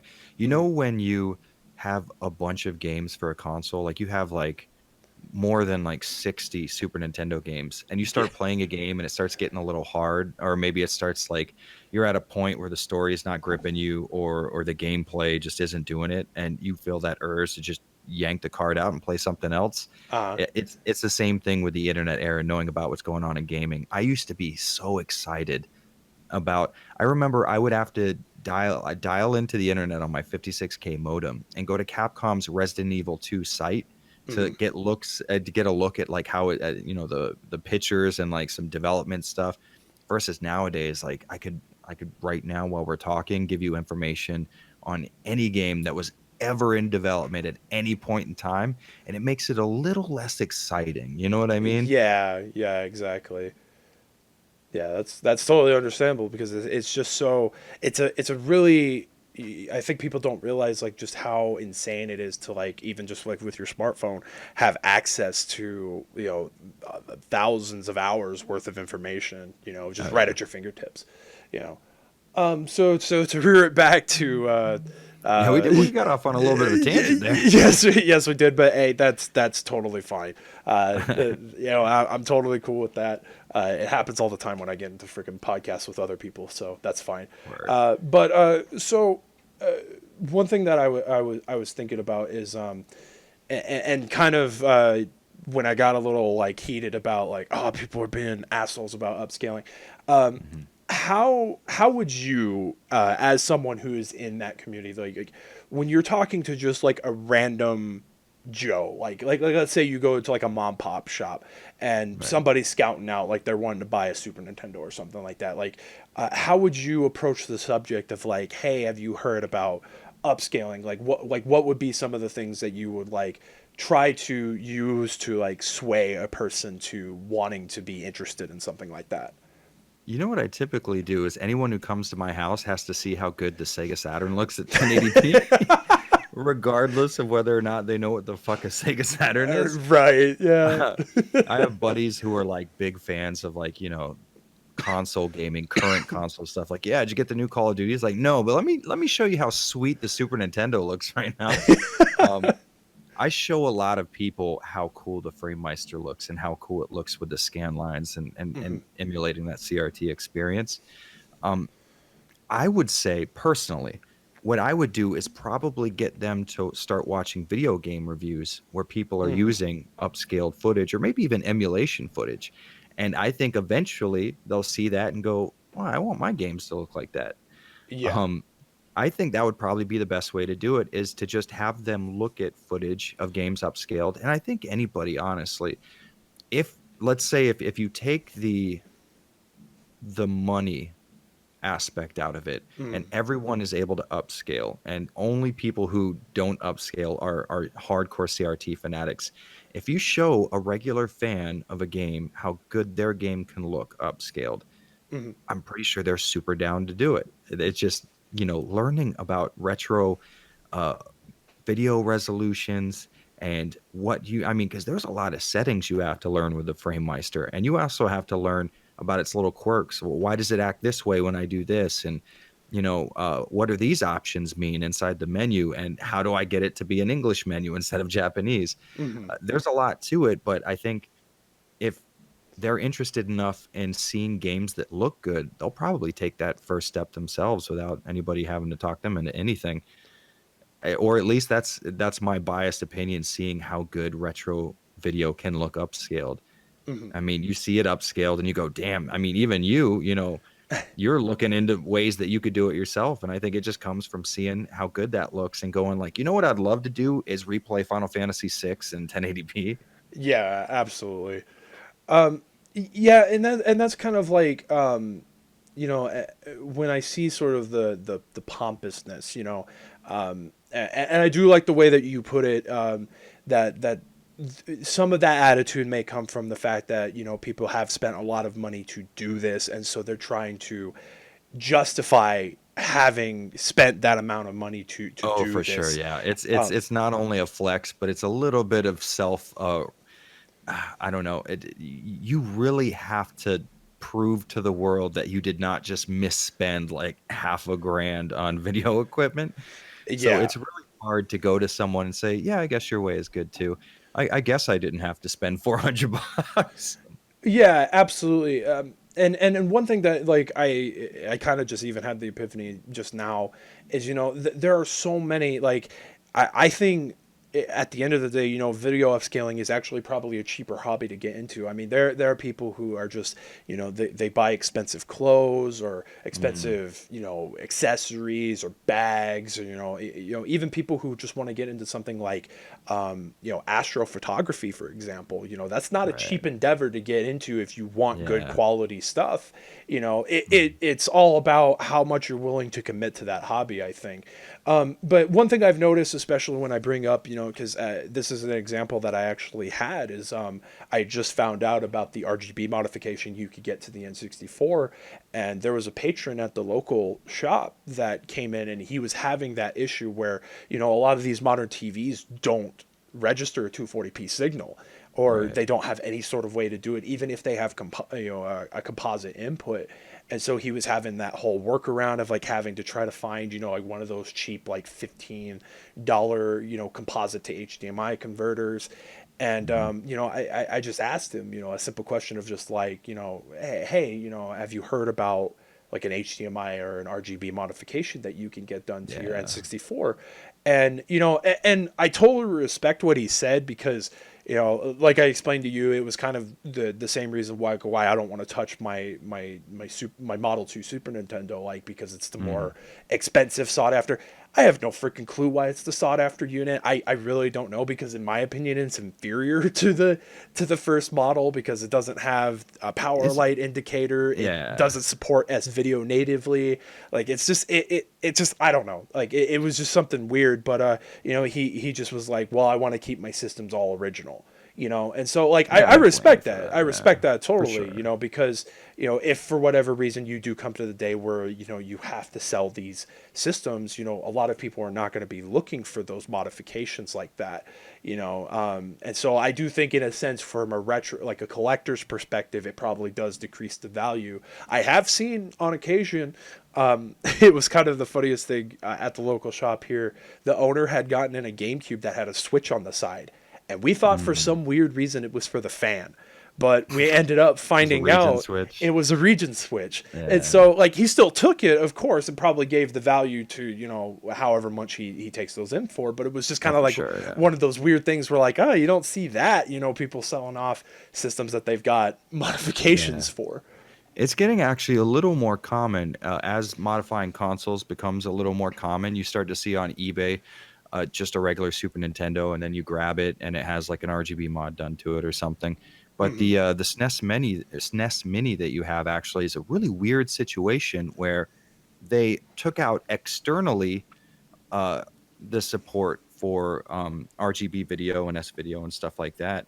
But Hmm. inside of it, once you restore it, it ends up looking better than the original Oh, Model 1 Super really? Nintendo. I mean, yeah, I have a Model 1 Super Nintendo and I still really like the way it looks. Mm. But once you see it on a screen upscaled, the difference is very hard to not notice anymore. Like I never Okay. thought my Model 1 Super Nintendo looked anything but awesome until I saw a video of a Model 2 Super Nintendo with RGB restored, and I was like, wow, the sharpness is it's relatively night and day, especially on the Hmm. horizontal axis. Like you'll be looking at, let's say, text, and it's plain white text, and you'll Hmm. see what looks like kind of like a shadow of the white text, just a little bit offset horizontally from the white text. So like the letter Z, you'll see um, it almost looks like it's casting a white shadow if it's white text, right? Hmm. And then you go and look at a SNES Mini with RGB restored, and it's clear and pristine, a straight line for every pixel. And nobody would care about that unless they had seen it, and then they couldn't stop seeing it. Yeah, that's I actually had no idea about that. So that's really really interesting. Yeah, Makes that's me why it's so sought after, is because it looks incredible if you upscale it. that probably explains the price. Yeah. Because I mean, at the time when I bought mine, I think I ended up buying it for like $40 with Oh, Super that's Mario. nothing. Yeah, Super Mario World included, all the cables, a controller. Yeah, I mean, at the Nice. time, I mean, this was several years ago when the shop here has changed several locations because the property owner, he owns a bunch of different properties and finally moved to a bigger location. Right. So this was several years ago when they had one of their smaller locations. But yeah, that's freaking crazy. I had no flipping clue that was why that, but that probably does explain why the Yeah. Model 2 is more sought after. I kind of always assumed at the time that it was more just like it's more sought after because there weren't as many. You know, it was like one That of used to those. be the case. You used to Yeah. be right. Typically, that's why people wanted them, is because they were an interesting collector's item Hmm. until people with oscilloscopes started playing around with them and figured out, like, so the Model 2, or there's Hmm. a revision, I think it's revision 2. So it's a Model 1 Rev 2 SNES, combines the picture processing unit and the video display processor, VDP. Hmm. Yeah. Combines them into one chip, which means they don't have to talk to each other, which means they spit out a clearer picture. Oh, Those things are really expensive. And the SNES Mini, all that it requires is I think you can get an RGB amp for the SNES Mini for less than $20. wow. It's a very simple circuit. And Wow. all it's doing is just restoring something that Nintendo acts. And I don't want to get off on a rant, but this is something Nintendo has been doing since the release of the fucking NES. They Hmm. nerf the video quality of their systems, even when they release them in Japan and use the same exact like board design. They Uh-huh. will just cut off certain RGB channels. Like, nah, we're going to spit it through composite and not allow them any other option, even though it's perfectly available on the board itself. They've Hmm. been doing it forever with the Super Nintendo, with the N64. And God, it kills me. And then they released the Wii, which was essentially a GameCube with what, like a not even a 20 megahertz difference in clock speed. And then they released the Wii, or the GameCube, that cost $1 million to get GameCube component video out of, which wasn't their fault, obviously, but Yeah. they have been very bad at producing a console that makes very good video out of the box, and that kills me. Yeah, that is really weird. So, speaking of the NES, so I assume that like something like the top loader NES, did that alter anything with the video of the like the original just square box NES, or Yes, I it did? believe the top loader was. I think that there's a top loader Famicom which has composite video, Hmm. but the top loader US SNES only has RF output, if I'm not mistaken. I'm Wow. fairly certain about that. They've been doing that for a long time. And remember when they released the Wii revision that didn't allow for component output and only allows for composite. They've been doing this a long time, and they think it's a cost cutting measure, but it's the same board.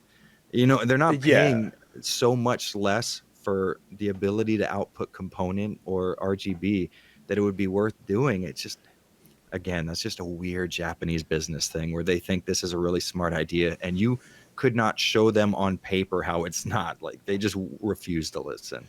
Yeah, that is just really strange. Like, and I always kind of I wondered about those type of things because like the Wii itself was like always an interesting beast to me because it originally started. It was like it had the GameCube support and all Hmm. that, and then they removed it in later models. Like they give you, oh, Yeah. like here's this really cool red color, but you can't play GameCube on it. Yeah. And then they did that really weird the Wii Mini that only plays Wii games, like you can't do anything else with it. And I still to this day have no freaking clue who that was aimed at, because that was like towards the end. I want to say that was like right at the tail end of the Wii's lifespan before their jump to the Wii U. Yeah. So it was just a really jarring thing. Like, why?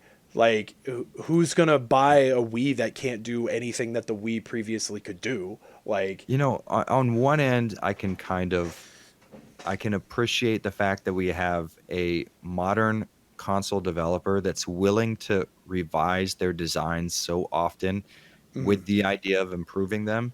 It's just a lot of times it's not an improvement. Like the DS, the OG Nintendo DS versus the DS Lite. I think we can all agree that was a really solid. That's like a 10 step up difference. oh, But absolutely.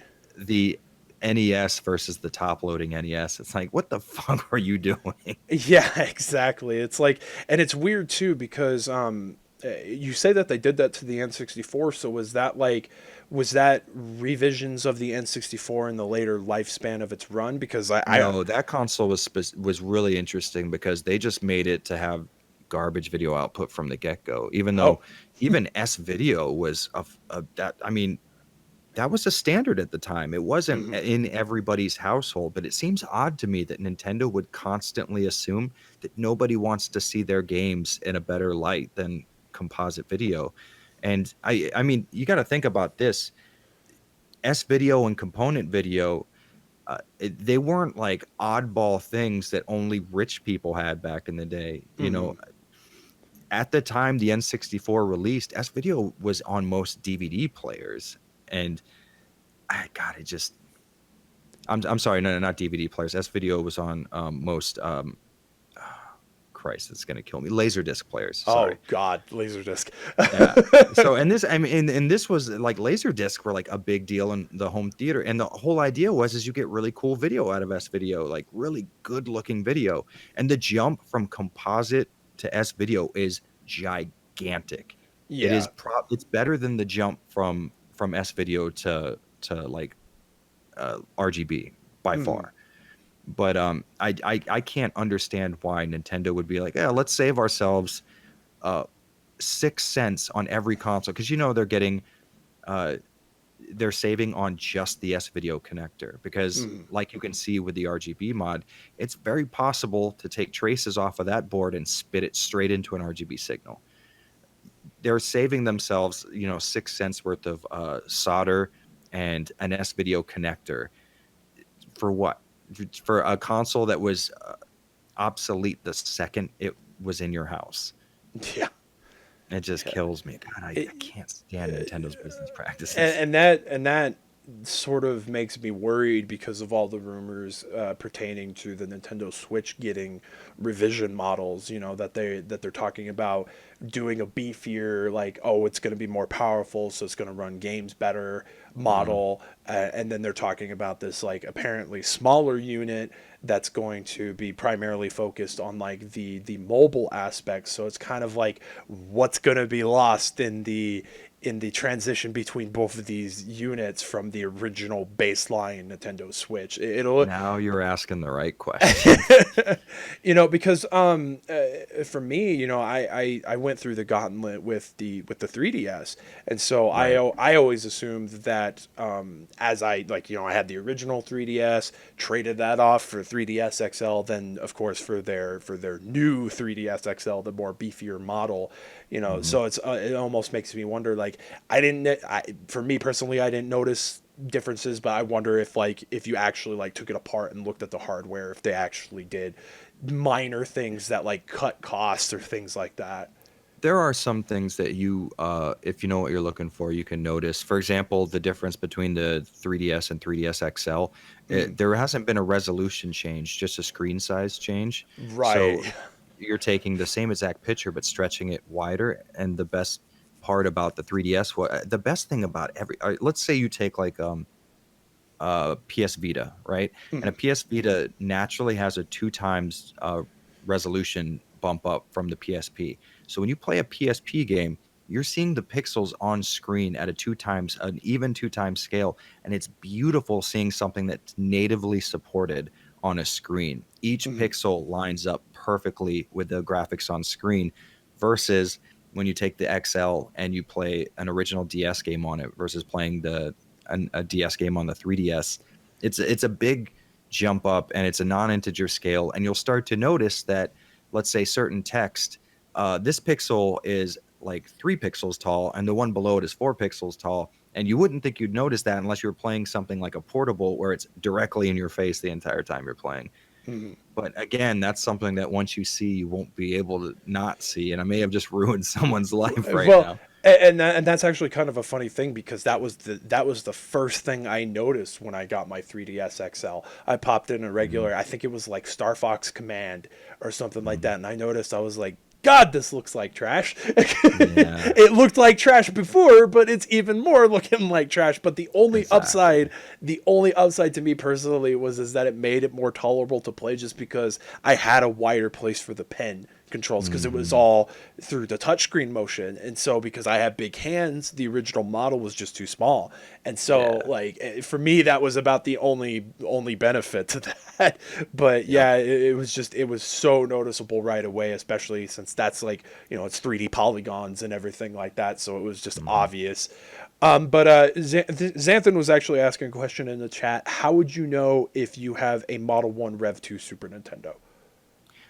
It would be real hard to tell if you had it hooked up composite. Y- if you were to say, if you were to open up your Super Nintendo, which isn't super hard if you have one of Nintendo's bits, Mhm. uh, really and truly, I want to say I'm almost positive it's hard to tell by looking at like a SKU number on the back or something.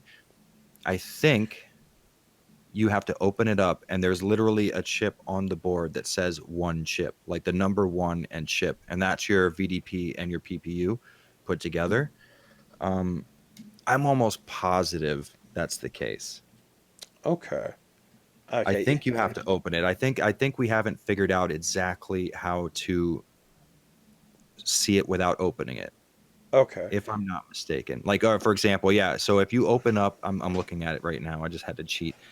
If you if you open up a regular like a Rev One Super Nintendo on the motherboard, you'll see printed 1995 Nintendo copyright, and you'll see it says CPU APU. So it's the CPU and the APU that they combine together.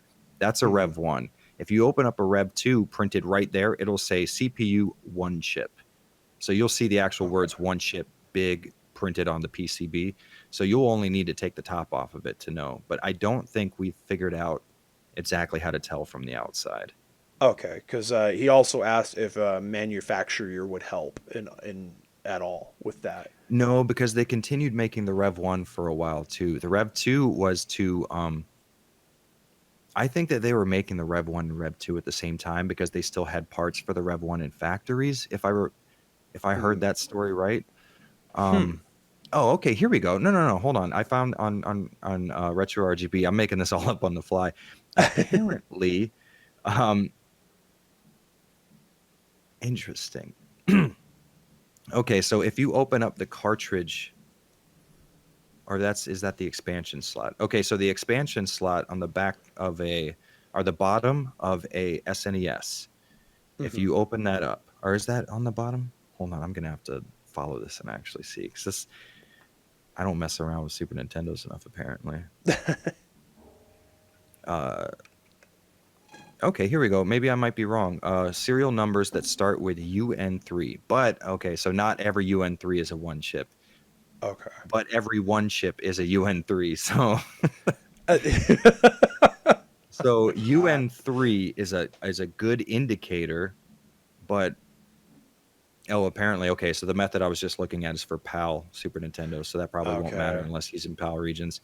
Yeah, so it's kind of hard to see without opening it up, but if you let's say have two Super Nintendos and compare them together and look at them real hard, you'll be able to tell the difference. It'll be fairly obvious to you, Okay. hopefully. And that's, you know, and that's one thing I have to say to you that I was supposed to remember to say to you from the very beginning.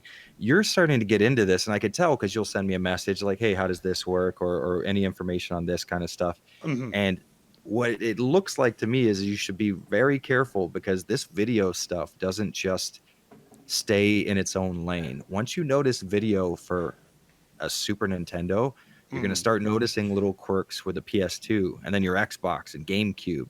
And you're going to start to see this stuff where you didn't used to. And Hmm. the old adage, ignorance is bliss, is 100% accurate here. Once you know to look for this stuff, you're not going to be doing it on purpose. You're going to be seeing it on your own, and it might be terrible for you.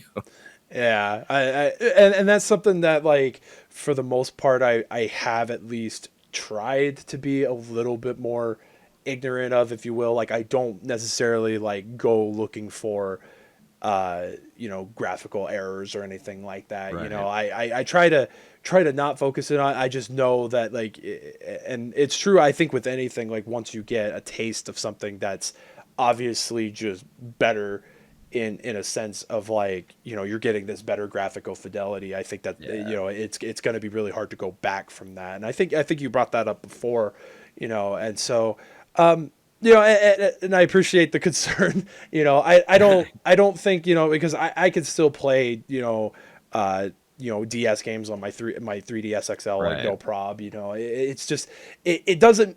I think it's more like in the case of, like, for example, my Demon's Crest copy has I start noticing graphical issues at the top of the screen, Mm.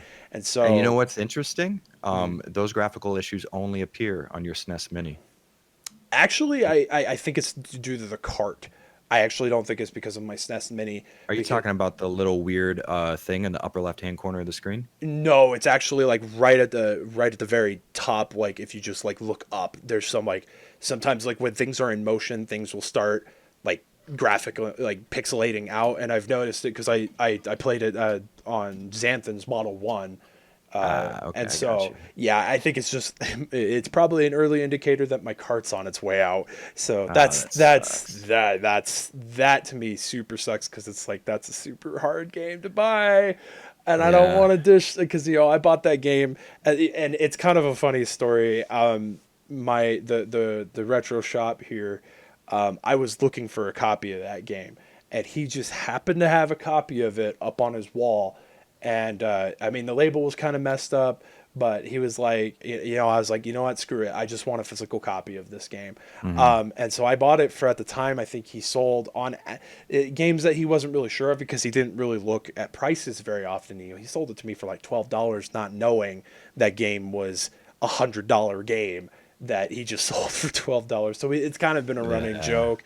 But he's noticed that now with, like, games he used to sell back in the day, like Run Saber, for example, is a game that he used to sell for, like, 15 to $20, and now it's like up in the $60-$70 range just for a cart.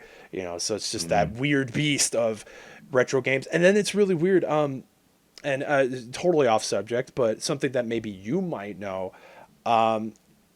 We've noticed that the Silent Hill games are starting to go up in price. Would you Hmm. have any idea why that might be? Did some YouTuber freaking go talk and do a retrospective on Silent Hill, and, like, If that was the case, that would have been like 3 years ago when Twin Perfect started their Real Silent Hill Experience videos, which are mhm, incredible. Those videos spurred up a lot of brand new interest in the series for sure. mhm. Those guys, they went through kind of like I did with the Resident Evil series and did an in-depth review of every single game in the series, Oh, but they did okay. it for every single Silent Hill game, and it's still continuing as new Silent Hill games come out. They even did the book of memories for the Vita. Oh, wow. That's really weird though. Let me see if they've gotten a substantial amount of views on each of those videos, because those were always the gold standard as Mhm. far as like a full series retrospective goes. Yeah, because we just found out that it was like Silent Hill 1 specifically, like Oh yeah, that's been going up. a black label Silent Hill 1 is like 70 $80 complete, and the greatest hits isn't Yeah. far behind that. It's like 50 60, and it's like, damn, that's crazy because the greatest hits are usually the ones that are cheaper. But I noticed that with Castlevania Symphony of the Night, either version, black label or greatest hits is expensive. It's starting to go down now that you have that collection out, though. I've noticed Hmm. even Digimon World 3 Really? has been going down in price substantially from when I first started collecting. That used to be a $70 to $80 game, Oh complete wow. without a doubt. And nowadays, you can find it for fucking under. I've seen it for 30 and under. It's insane. Yeah, and that was one thing too for a moment. Conker's Bad Fur Day for the N64 and Conker Live and Reloaded were both going down. I think Hmm. Live and Reloaded might have gone back up because it's OG backwards. It's OG Yeah. Xbox backwards compatible on Xbox Hmm. One, and I've noticed too some of those like $5 games. They're still relatively cheap, but God, you'll be lucky to freaking find them. Prince of Persia: Yeah. Sands of Time. Can't find the damn thing anywhere locally. I've gone out of town at a couple shops, can't find it for OG Xbox because it became backwards compatible. And so I Man, bet that's all those crazy. Xbox One players are just like, oh, I'm gonna go buy a physical because it's super cheap. It's like a $5 6 game Mm, complete, So yeah, yep. it's just weird how there will be like these weird resurgences, and then like games will either go down or they'll go up. Like that's the one thing that I think just drives me nuts about retro collecting. Oh, for sure. Yeah. I mean, the same thing happened. I started collecting probably about 3 years after the Angry Video Game Nerd started really getting popular, back when his Hmm. stuff was on the Screw Attack website. Oh wow. That's when I started buying up PS1 games. I was really interested in buying all the games I used to own when I was a kid, Hmm. and uh, I never saw it as like a pastime. It was more like it gave you like a rush. You'd find Yeah. that good deal and you click buy now on eBay. You're like, oh shit, I just saved $10 on a fucking whatever. Right. Um, I started getting into it like that. I had never I'd never thought about it like, oh, I'll have this really big collection. Mm. My thing was always just like I never sold games ever since I was a kid. I never sold any of my games, so I always still Yeah. owned them. So let's say if I had two shelves worth of PS1 games, I Mm. was like, oh, I got to fill up the second shelf. Like I Yeah. need like a complete looking, deal. And it started out like that, and I physically watched the prices go up as in a 4 month period. Something that the AVGN would talk about would go up in price by a massive degree. Yeah. Yeah. Like I was saying, the local shop here at one point had the Bible games and Yeah, had several copies of them, and then AVGN comes around, reviews them, and then all those copies are now gone. And yeah, and that's one thing too, especially since I live in a smaller town, is the people here who are into that kind of thing are they're cherry pickers, for lack of a hmm, better term. It's not that they're just buying to have, they're buying very specific things. And he kind of laughs because I've been, obviously a very frequent customer, and so he always laughs at me. He's like, can you like come sell some of your stuff to me so I have stock, because like yeah. I can't keep stuff to save my life. So like his Super Nintendo collection is just like all these sports and games that Super Scope games and things like that. He gets a copy of Yeah. Super Mario World in, and it's gone within like the first Hmm. day he has it. And so it's just like I totally understand that. Like it's crazy. Like it's been a crazy beast. Like I bought the one that blew my mind is buying a game cheap, not knowing, because I didn't look up the price ahead of time, like knowing Yeah. how cheap or expensive it was. I bought Metal Gear Solid for the Game Boy Color, which is surprisingly damn good. I'm actually really stunned how well it The amount of transitions. animation in those sprites is fucking incredible for a Game Boy Color game. Like Yeah, absolutely. pretty insane. Yeah, I bought that like for God, like $10 $12 from GameStop here, and Yeah. it's gone up. It's like 40, now for a loose cart, and I'm just like, oh, holy shit, uh, And it's not just here either. I visit Tokyo a lot, and I used to mhm, find really good deals at Super Potato and Akihabara. mhm. And nowadays, you're gonna get eBay prices there sometimes. I mean, every once in a while you'll luck on a good deal. It's exactly like using eBay now. Like when I go to Super Mm. Potato, I go in there knowing I'm probably going to leave without buying anything. The Huh. same way when I open up eBay. But every once in a while you'll find like, oh damn, like I ended up getting my gray Saturn Model 1 Mm. from Super Potato, and I got it for $20 with composite cables and power and one controller, and I was like, damn, that's a good deal. I go back there now, it's like $80 for a Japanese Saturn, because people are figuring out you buy a Japanese Saturn and then you could play the huge library of Japanese games, and you could buy those for really cheap. Like, you can get Yeah. Deep Fear and play that, and that was never released. Or you can go and grab like the Saturn version of whatever game, the Japanese version. It's incredibly cheap. So they caught on, and uh, even in the smaller stores like Traders 2 in Akihabara, they started to Hmm. catch on to eBay pricing. The book off branches where I used to get all my good deals, I'm starting to notice they have Super Castlevania behind glass for like $60. I'm like, God damn it, that was our one bastion, was Japan. Yeah, yeah, exactly. And that was one thing that I always heard was like, even just to circumvent, like if you didn't want to get into, modifications to your systems or anything like that, I was really interested in owning Saturn games because I really wanted a bigger Saturn collection. Oh, for And sure, yeah. finding out about the Symphony of the Night port on Saturn. Say what you will about it, it's like Yeah. very, very mixed opinion in the community with that one. But Mhm. just knowing that that was actually a thing that happened, and I remember I don't remember who it was. I think he's part of RetroWare or might have been at one point. But I was watching a charity live stream and ended up finding out that if you use an action replay with an American Saturn, you can circumvent the region lock. And Yes, sir. so I was like, oh damn, and finding out that like yeah, and in that same stream they brought up it's like, well, and this is great for people who want to play certain games like House of the Dead. One for the Hmm. U.S. version is like $100-$200 game, Yeah. but you buy the Japanese version, it's like a $10 game. And so it's Hmm. like, buy a $30, $40 action replay. You can buy a Japanese copy, and there you go. You've got House of the Dead 1, Yeah. for a That used to fraction be the of what you case. would It's spend. it's starting to creep up though, man. It's really scary because back in the day, that used to be my big haul coming back from Hmm. Japan, was a suitcase full of Japanese Saturn games. So Oh, I I have a bet. shit ton. Nowadays, I'm not finding the deals I used to. It's starting to get to the point where they haven't reached parity. You know what Hmm. I mean? Like the US version is still the more expensive version, but you're not Yeah. saving substantial amounts of money anymore like you used to.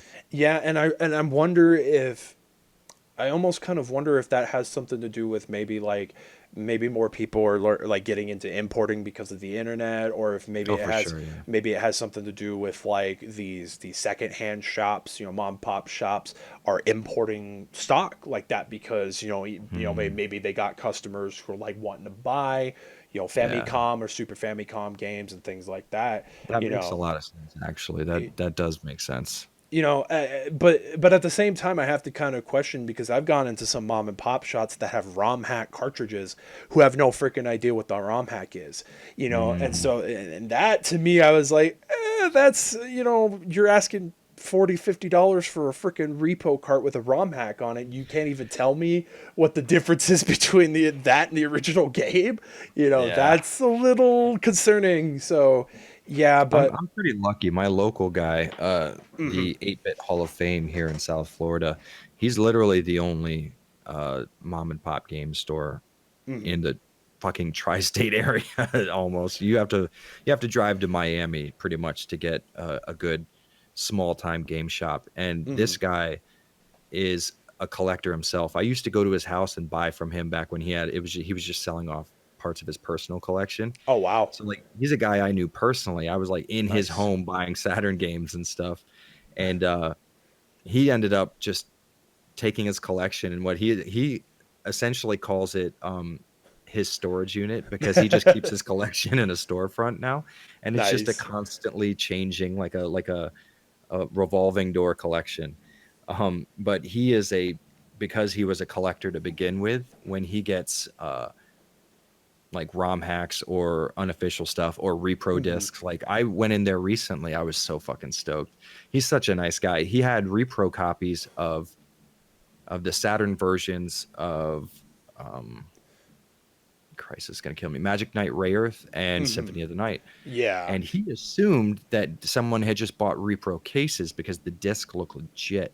Huh. But he found out that the discs were also reproductions, and he was like, I can't sell these to anyone because I just, I'd feel fucked up. And he just gave them to me, and I was like, oh hell yeah! I had to go out and buy a little pseudo Saturn card, and I'm sitting easy now with a copy of Magic Knight Rare. Nice, very nice. Yeah, I actually, me and it's kind of funny. The guy who runs the shop here, it's place is if you're ever over in this area, or people come around my neck of the woods over on the west coast. Yeah, Galaxy Entertainment. The Game Chasers have actually come here and filmed a couple of segments for their stuff here. Pretty cool stuff. I was never That's dope. present. I was never present when those guys were there. I always missed them. It sucked. Mhm.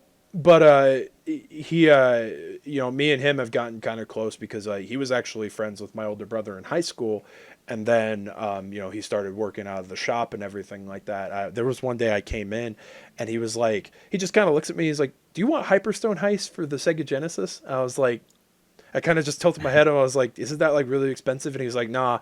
And he showed me, and it was a repo cart. And he was like, "This dude came in with it, and I can't turn around and sell this." So I Yeah, just figured, you've got a Genesis, you'd appreciate it. So yeah, I got a repo cart of Hyperstone Heist. dope. So and it's not bad. It looks fairly accurate. I think about the only thing that's probably different is the sticker. But yeah, I mean, I was just like, oh damn, that's freaking You know cool. what? I have a very, even though I'm a hardcore physical collector and I would Hmm. rather play a game. I think this is how I put it before.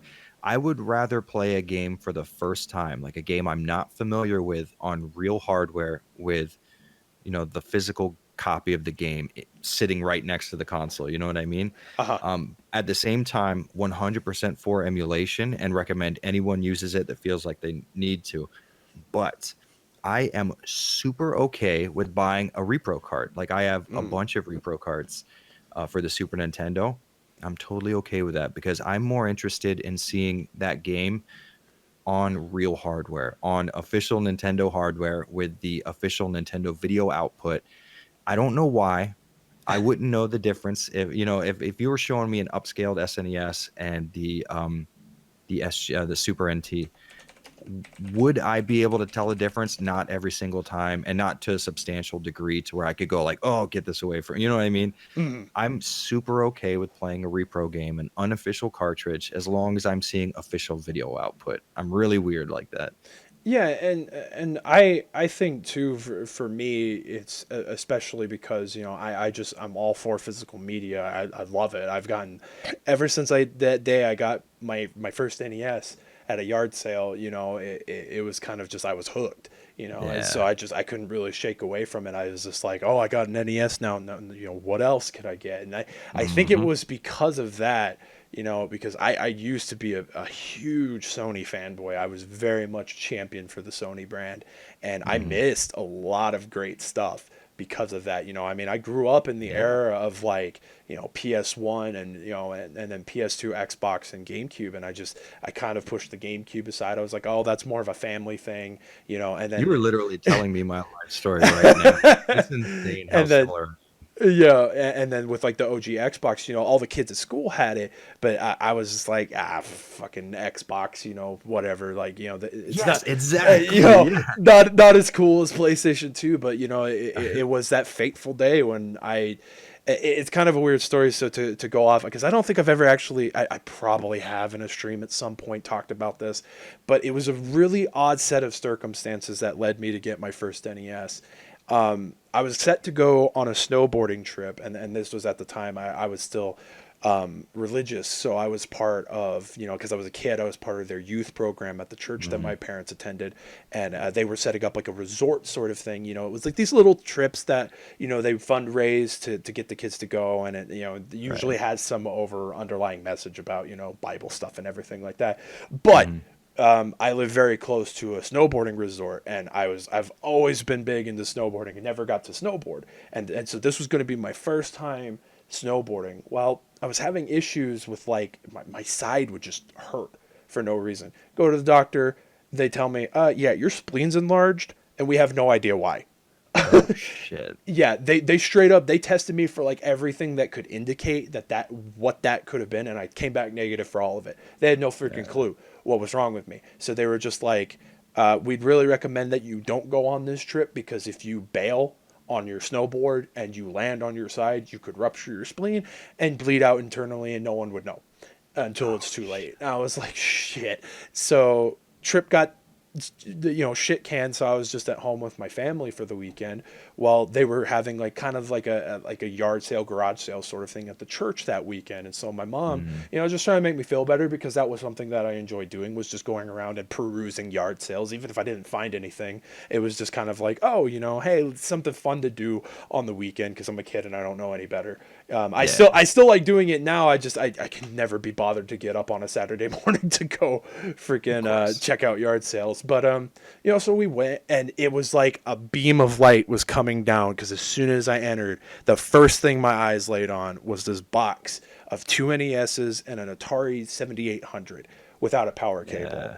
And my eyes just glued to it. And like, this was, my dad wasn't really, he didn't really understand like why I was so into video games. So he was very reluctant to spend money on this, because he thought, oh, they're going to super overcharge you. $7 for the whole box. I got like, Oh shit. I ended up getting like 5 NES controllers, 2 zappers. I think one of them ended up not working, but price you pay. And then two controllers with the Atari, but no power cable. But it's what kickstarted it. Like, I started playing NES games, and then it was kind of just like a progressive thing where it was like, what did I miss this whole time? What have I not played? Because like I did sort of grow up with the Super Nintendo, but not really. Like, I remember us having one, but like the N64 and the Sega Saturn were the two systems that I played the most. When those came out, those were the big thing for me in my childhood. So like I just started like getting into it. I was like, oh, I'm gonna go buy Super Mario, I'm gonna get Metroid, I'm gonna get Castlevania, and like all these different games. And I think that was actually the revelation that I didn't realize Castlevania was this overarching series. I was just like, holy shit, there's so many Castlevania games. Like all these games I missed. So it just stuck with me, and I was just like, holy shit, and then my bias faded. Like I became like, I was just like, I just want a game on everything now, like I playing Dreamcast and OG Xbox, and I just smacked the crap out of my mic. You get a little exasperated, of course. Yeah, but it was just a really great thing. And so it's just, seeing how things have now become, like so many more people are now starting to try and like get into it. And then, a popular YouTuber says, oh, hey, here's this really obscure Super Nintendo game that I think is really good. You should play it. And then that really obscure game that used to be moderately priced is now up. Yeah. Because I know, yeah, for sure. because I noticed it, like especially with the AVGN stuff. Like I've talked to a lot of people, and I don't blame James Rolfe for this at all. Like I don't think, of course not. I don't think it's his fault. But like so many people have bought some of those games, like the LJN titles and things like that for NES, because of his videos. Yeah, you got to respect the hustle, man. He was just doing his thing. He couldn't help that stuff blowing up for sure. Yeah, it's so crazy. But yeah, like I am totally not against, much like you, I'm not against repos, so if I see them, and it was kind of a funny thing. I have a funny story about that too. And me and my friend, he's super big into the Ninja Gaiden series, and we freaking kick ourselves that we didn't buy it, or, we went into a store. We were out of town and we were up in Denver. We were down in Aurora, and we went to the store that I had been recommended to by a fellow friend, YouTuber on Twitter, Goemon, and he had told me because he lives up in Arvada, so he was like, hey, there's this franchise in this area called Game Force. You should definitely go check it out. I really like their prices, because the first time I had gone retro shopping in Denver, I went to this place called like Seventh Level Gaming, and their prices were like killing me. I was like, why are they charging $10 for freaking what's that snowboarding game on OG Xbox, Amped or whatever. Oh yeah. The first amp is like $10-15, and I'm like, that's not a $15 game, but whatever. Mm. So we went and check out this Game Force, and again, it was kind of like beam of light moment. My eyes panned to one of the walls, and they have Ninja Gaiden Trilogy for Super for $40 up on the wall, and I was like, fucking excuse me. I was like, that game is like super expensive. Like, that's a freaking steal. But then read the fine text. They had to put a little card. They were like, it's a Mm. repo. I was like, oh, but Damn. at the same time, they had that and Hagane as repos, and I was like, I want them. But also at the Yeah. same time, they have Castlevania Chronicles, and I want that too because they had it both new, sealed, and used. And I was like, I just don't have the money for any of this. This was a Yeah. mistake. But then I like joked as we walked out because I think there was like a loan place like right next door. I was like, I'm gonna go get a loan. I'll be right back. Walk out of a store with like $1,000 worth of purchases. Ugh. Well, it wouldn't be the worst thing you could have done with your money, I guess. Yeah, yeah. You know It what's weird is I have a fairly um I don't have a huge collection for sure, but it's mhm. very carefully curated. I don't own a lot of games that I don't think are amazing. You know what I mean? Oh yeah, And yeah. I don't have a lot of throwaway titles. I don't have a lot of sports titles, or they're even the bad games I have are bad games that I have a lot of nostalgia for, like Death Trap Dungeon for the PS1 or something. Hmm. But I have a lot of very fucking expensive games for two very interesting reasons. Number one, I've Hmm. never sold a game before that I didn't have a double of in my entire life. So Wow. any game that I don't own that I once owned before has either been robbed from me or like I lost at some point or something. But I've never Hmm. sold any games before that I didn't have a duplicate of. But I have games like Vive for the Sega CD. Hmm. Um, what else do I have? Dragon Quest 7 on the PS1. Oh. Azure Dreams I have on the PS1. And I never in my okay, let me take this back. Twice in the entire time I've been alive have I ever paid more than $20 for a game that wasn't a current gen release. Like I pay a full $60 for I don't know, let's say what did I buy recently?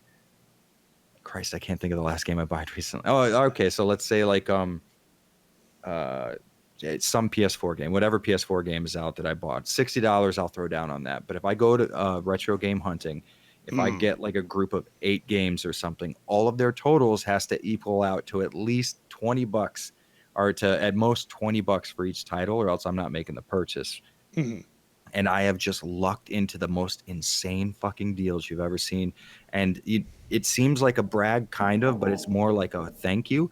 A lot of my fucking viewers will send me incredibly amazing games that are really expensive, and their reasoning is all I swear you can set your watch to it. The reasoning is always the same. Listen, I was going to sell this, but I'd rather it go to someone who's going to play it and love it than some collector who's just going to hold it in a room and just lord it over other people. And Yeah. I mean, expensive games I've gotten out of this. Just people being so fucking nice. You wouldn't believe how That's incredibly giving these people are. It's and amazing. yeah, that's super awesome, and I totally get that. It's I buy retro games with the intent to play them. Like Hmm. I don't intend to, and that's kind of why like I'm okay with loose copies.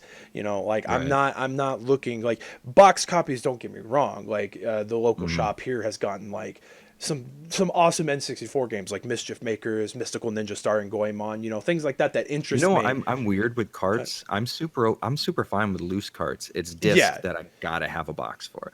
discs I'm starting to get that way with boxes. Mm. Like it's starting to slowly be like, okay, I really want the aesthetic, like because Yeah. I call it my book, my game bible. I have this giant freaking book Hmm. for loose discs, and it's all organized by PS1. I actually had to move my PS2 games out of it that were loose because I had so many, and they're in their own fucking case. So it's like, Yeah. but it's just got like PS1, PS3. Xbox 360, Xbox One, GameCube, the few loose GameCube games I have and stuff like that. And Right. so it's just kind of like that thing where like I don't necessarily mind that my burnt copy Dreamcast games are in there, but it's like, all these really I cool have one of games. those too, so I know exactly how you feel. all these really cool games and stuff like that I don't have, displayed, and they're not a part of my collection up on my shelves. Not that I Yeah. necessarily have the room for all of them, because if they were all cased, I would have no room anywhere. But Mm. it is one of those things where like I just the aesthetic of it and everything like that. But yeah, like the carts, for example, like I don't mind having just the cart. The box is nice. Like, and again, I've seen pristine copies, and I'm always super happy when I see those, because it's like the person who had it before me took really good care of it. Like, even when I worked at GameStop, if people brought in stuff that was clean as fuck, I was always like, you've got a really good set here. Like, I'm super happy. Like, I wish I could give you more credit just Yeah. because your freaking collection is pristine. Like, because there's so many people, especially here. I don't know how it is like where you live, but you see people come in with these trays. Their games are freaking covered in dirt or caked in dirt. It's like they pulled them Yeah. out of like a storage unit or something like that, and they just The worst is you know when they were kept in a house, like a smoking house. That's oh the god, worst for me. yeah, because then it's like you'll be lucky if you ever get the freaking smell out. That's yeah, Yeah. yeah, That that's stuff's terrible. yeah. You know what you would really fucking love? Man, you need to go game hunting in Japan. You Oh, have no idea the pristine level of quality. They'll turn away games for having like sticker residue on the fucking case. It's uh, out of this world. that's super awesome, and you know what, more power to people who actually do that, because that's another thing. GameStop stickers drive me freaking crazy, and I work there, so I know Hmm. firsthand, Oh especially yeah. too when people didn't change the prices properly, and I had to be in that awkward situation where it's like, boop, oh, it's actually more expensive than the price Yeah. is saying. But I would always help those customers out. I didn't give a shit. I was like, you know what? Yeah. No, I'm management. I'll change the price for you. No worries. So the best ones was when the price was higher, but they got it lower because the price had gone down. And so that was always a neat treat. But I actually do. I'm hoping, and this is kind of just all hypothetical, and I don't necessarily know if it's going to pan out, but in 3 years' time, I'll be 30, and so I Mm. wanted to do something big for my 30th birthday, and I was like, the one big thing that I've always imagined doing, aside from bucket list item, to go see the Colosseum in Rome, was to go to Mm. Japan, and for an extended amount of time, like not just go for a Yeah. weekend, not just go for like, oh, I fly there, I'm there for like 2 days and then come back. I'd Yeah. like to No, be you have there. to stay a long time, dude. Yeah, It's incredible, man. yeah, and the first thing I thought about doing, I was like, I'm gonna be in Akibara for like 3 days straight, you Yeah. know. But there is a Dude, but. and also you get into fighting games too. That's where all the good fucking matches are too, Oh, by the way. absolutely, absolutely, and Like I. like let's say past the 6 o'clock, 7 o'clock PM time. If you're Mhm, hanging out at like a Taito station, just chill in the 2D fighting game floor, mhm. you'll get some fucking matches, bro. Yeah, I mean, I'm not very good at them, but yeah, I would really appreciate that. Like, it'd just be fun to, because Oh like god, it's it's amazing. so like. And going off kind of, we've completely gone off tangent, but it's fine. It's fine. We For, have, for yeah. first episode for this stuff, so it's totally fine. And this was kind of the Sure. whole. This was kind of the whole idea of this anyway. I didn't want this to be like a super serious, like, oh, we're gonna like be arguing with each other, like we're gonna get Right. in people, and like have two people who have opposing opinions duke it out or whatever. I just want this to be kind of Mhm. like a more laid back discussion platform. So I feel that. I love arcades. I really do. Like, Mhm. every time I've gone to an arcade, like the last time I went to an arcade was at Dave and Buster's, and Mhm. maybe not the most optimal, but I had a fucking blast. And the best thing is that my friend, the guy who's into Ninja Gaiden, loves House Mhm. of the Dead. And so we had played the shit of House of the Dead when I got my Dreamcast. He was like, "Can you burn a copy of House of the Dead too?" And I was like, "Fuck yeah, I can!" Like, and we cranked that shit out. We played that for freaking ever. And then I got House of the Dead 4 on my PS3. Same thing. He was like over Mhm. here on my days off, and we were just playing House of the Dead 4 for freaking hours. So they had a House of the Dead 2 cap, and it was like the best thing in the world to be right there with my buddy who's hooked on these freaking games, gunning Yeah. down zombies on an actual arcade cab. And it's such a shame that like that stuff is dying here. Like, we had a couple arcades here, but they just Mhm. they just they just couldn't stick around. They couldn't get the pull. It's Yeah, like, it sucks so fucking hard. And you know what it was, honestly, what I noticed is there are a boatload of Japanese arcade games that never get released anywhere else. And that's yeah, why I think the genre kills so hard, is because look how long it took us to get like um I don't know, a lot of the bullet hell shooters out oh of yeah, Japanese arcades. I mean, absolutely. it's insane that like there are games that came out in the early 2000s that we're just now getting on console and on PC. Hmm. And I think that they really supported arcade hardware really well. They didn't just immediately port to consoles, even though that's a good idea Hmm. financially for the company. They knew to keep this industry alive on the long term side of things, to keep making money, like year after year, we're gonna have to keep making stuff that's relatively exclusive to this fucking cabinet. Yeah, It's yeah, it's super interesting, man. I mean, it's one thing to go to like a new town when you go traveling and then you see, oh, they got an arcade here. It's a different thing walking Tokyo and being like, this is the sixth arcade I've seen this hour. It's amazing. yeah. And like the fucking dude, the atmosphere in there. I'll be in there playing bullet hell shooters, and I'm surrounded by Japanese businessmen with their like nice dress coats over their shoulder. They got the little ashtray on top of the like candy cab. Hmm. And this one time, what was I playing? I had a really good match of Street Fighter 4 going back when that game was real hot in the arcades, Hmm. and I was doing pretty well, and then I heard this big like shattering noise behind me. I turned around and I turned back around. I got the shit kicked out of me. It was fucking hilarious. But I asked my wife, like, what the fuck was that noise? Is some businessman was pissed off. He's playing a Mushihime Sama cabinet, and he had died and just smashed his fucking ashtray on the ground and walked out. Oh wow. It was incredible. I was like, oh, this is a grown man with like a bald patch on top of his head, smashing ashtrays at an arcade. I need to be here forever.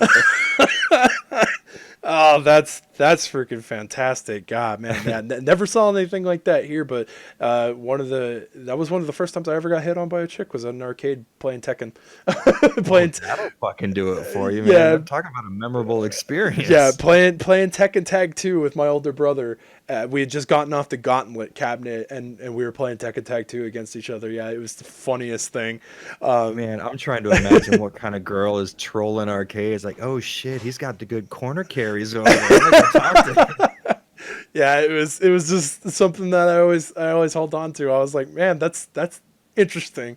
But yeah, That's it, it, awesome. it it made me really sad. Like when, like, we used to have, they were a franchise called the Tilt. We used to have one here, and they never really had a big selection, but I always loved going there. And like we just, it ended up mainly because our mall, like the rent is fucking insane to own a Yeah. business in there, and there's just not enough traffic. Like people just don't go to the mall here anymore, and it's just like it's dead half the time. So it's just like they just didn't have any pull. And then we had an old comic book shop, and then the guy who, I don't know if he owned the comic book shop, but I think he ended up buying the property because the comic book shop went out of business, and he converted it. It was like a bicycle place for a bit, but then he converted it to an auto shop. Well, he moved the auto shop to the back, and then he was like super big into arcades, and so he Mhm. brought like his whole collection of arcade cabs and had them like there, and he was just charging like small admission, and then of course you pay, to play your games and everything like that. That was the first time I got to play. Had no clue that there was a predecessor to Ikaruga called Radiant Silvergun. That was the first time Mhm. I ever got to play it, was on an actual arcade cabinet. And so it was really cool, and like God, it was like here for like a month, and then it was gone. It was just like, and it was crazy too because there were actually people there. I think there were a couple people there actually playing the Third Strike cab, and so I get really excited like when I see here specifically like in the United States, when I go out of town and things like that and see an arcade that's actually popping, and it's got Yeah. people going. But going to Japan has been a very long time dream of mine, and so I definitely hope to do that. My If friend there's going, one thing you do in your life, man, you have to do it. You would be surprised how easy you can get around with zero knowledge of Japanese and no knowledge of like I don't know about you. I grew up in Florida, mostly in mm, Miami, and the only thing we had was the Metro Rail, and that went to like four fucking stops, no joke. mm, It was that episode of The Simpsons where they put in that monorail system. That was Uh-huh. the Miami Metro Rail. They never like finished building it. And they never like completed it. It goes to a couple of places, and like that's it. Mhm. So I wasn't used to mass transit like that, and I jumped on a fucking train. And this was back before Google Maps worked in Japan. Oh That's how shit. I'm dating myself. So me and my wife would print out directions off of websites, and I had a foldable. I wish I still had it. It was fucking. Oh, I love that thing. It was a English map of the JR uh, train system, and Mhm. I had to literally map out our route and be like, okay, we'll get out on this stop, and then we'll do our switch over here. It Mhm. was fucking. Nowadays, if you get on Google Maps and you say you want to go to Odaiba, it'll Mhm. show you what train to take and what like stop to get off on and like where to make your transfer. So you're good to go nowadays. You can go there with zero knowledge of Japanese and zero knowledge of the city and end up wherever you want to be, like at a 90% ratio. Nice. Yeah, that's super awesome. But I do, because I do want to make it sort of like when I'm turning 30 and everything like that, it's kind of like a big Mhm. thing because it's like, oh, I made it to 30. Awesome. I exist Yeah, still. you know, exactly. Probably have more games than I could count by that point because it'll be over another 2 year period. But I do, my friend Xanthan, who was in the chat, he's learning Japanese. So I do actually want to at least learn some so I know at least basic things, Oh, for sure. if more than anything. But there's a bunch of stuff like my friend Goemon, he's gone and he did climbed up Mount Fuji, so that's something I've wanted to do. I thought that Mm, that'd be really cool. He talked about going to a shrine. It's kind of out of the way. It's a smaller area of Japan. Like not a lot of tourists go there, but he said it was very very nice to go. So right. he's just done a bunch of stuff. He's gone a couple times to Japan, and Mm. you have, and I'm still forever jealous that you got married in front of a Gundam. That's like one of the fucking Oh man, you coolest want to talk about things. having some nerd cred, bro? That is like one of the coolest things I've ever heard because like I've been to so many weddings and they're not anything like they don't have a theme or if they do it's something subtle. But then like I Yeah. hear this, I'm just like I got married in front of a fucking Gundam and it's just like that is so fucking cool. It's pretty cool, and that Gundam is no longer there. I think they have Yeah. a unicorn model now. Yeah, they have a Eh, unicorn model. Yeah. yeah, so that's actually really cool too. Is we got to like before it was on its way out, like the original Gundam, because it changed places. Odaiba Mhm. isn't where it originally was. It was on some hill, and it was really cool looking. But Yeah. they moved it to Odaiba. We got married in front of it, and then they got rid of it. And I'm like, at least we got to Oh, christen it on the way out. yeah, absolutely. I think that's I think that's so freaking cool. But yeah, It was a blast, man. It was really fucking cool that first time. random question about your Hmm. trips to Japan because my friend Goemon has mentioned this before. He says that like there are specific. I think there was. I don't remember where exactly he was, but he has family that live over there that kind of like told him not to go to specific places at night, and mainly Mm. just because of like potential yakuza encounters and things like that. And did you ever experience anything like that, or did any like locals No, maybe warn I you? I will say this. I will say one thing, and then I'll qualify it. Mm, So I'll say the first thing. You will never have to worry about crime in Tokyo as a tourist. mhm. But then let me qualify that. I am a 240-pound fucking monster. I don't have to worry about crime in any part of the US either. But I do think it's a universal statement. I do have to mention the fact that uh, I I am what you would call a fucking amateur bodybuilder. Yeah. I, I lift for strength, not for competitions, but I do technically, strength train. But Mhm. I don't think that's why. I think it's because most of the crime in Japan, the whole Yakuza thing, Mhm. I, I I got really, really into like Yankee culture and Yakuza culture, and I did a lot of research. And most Yakuza crime is white collar crime. They just Mhm. have their hands in a lot of businesses and a lot of money making like revenue streams, and it has to do with importing people into the country, Okay. like what is essentially Chinese slave labor. But the last thing a big Yakuza family wants to do is have a small time crime, like let's say they see Daybreaker Rein walking down a street in fucking Kabukicho, the last thing they want is the cops sniffing around their turf, because the first thing the cops are going to do is protect their fucking tourist industry, because Tokyo lives off of it. Mhm. um, you will not have to worry about that. The crimes that do happen, though, and I will warn you this, me personally, this will never happen to me. I'm straight edge. I don't drink or do drugs or smoke. Mhm. But there are clubs that people will try to lure you into. And once you start drinking, like quasi English literate girls will start to chat you up, and they'll give you a drink that'll be spiked. And what they'll do is they'll take you around to local businesses in the area and have you Mhm. buy gifts for the girl while you're under the effects of this drug that has you essentially just saying yes to everything. And Oh, they stick right. like what's essentially meth in your drink. Ooh. And once they do that, they go around to all the local establishments and return all the items for a restocking fee, because they know it's stolen money. So it's how they get money out of your wallet or out of your credit card without having to steal the money from you. So technically, Mm. legally, you purchased all these items. You were just followed by a woman and her two male friends as you walked into the shop, bought her a necklace, then they returned it for cash. Wow. Wow, It's a that's very interesting crime stream they have, but most of the time, if you walk through, like, let's say Kabukicho, which is Kabukicho is a good spot for crime because the Yakuza like to hang out there. It's in the heart of Shinjuku, which is an incredible ward. I would say spend most of your time in Shinjuku. mhm. Um, Kabukicho, you'll see Yakuza there, but the last thing they want to do is interact with you. Not only because you can't understand them, but because it's kind of like in America, you can rob someone, but you're not going to kill them because that's what's going to get the cops off on your tail. It's Yeah. in Japan, you can rob someone, but don't rob a fucking tourist because they'll know about that shit. Because the country is 98% Japanese. They know when something happens to a fucking foreigner. Yeah. So they're not going to do anything to you. They probably won't interact with you. If you don't speak Japanese and someone's yelling at you, go somewhere else. They're not going to they're not going to beat the shit out of you. No one's going to pull any weapons on you. Mhm. And I honestly doubt a Japanese person will go out of their way to talk to you unless they're drunk businessmen. And drunk businessmen are incredibly social. It's fucking amazing. That's I had like conversations with drunk businessmen, and me and my buddy, he's way bigger than me by like mhm. 100 pounds and a full fucking foot, and he's covered in tattoos. And here's these like big burly dudes walking down Shinjuku. Some drunk businessman gets in between us and puts his arms around both of our shoulders. Is like, where are we going? It's fucking incredible.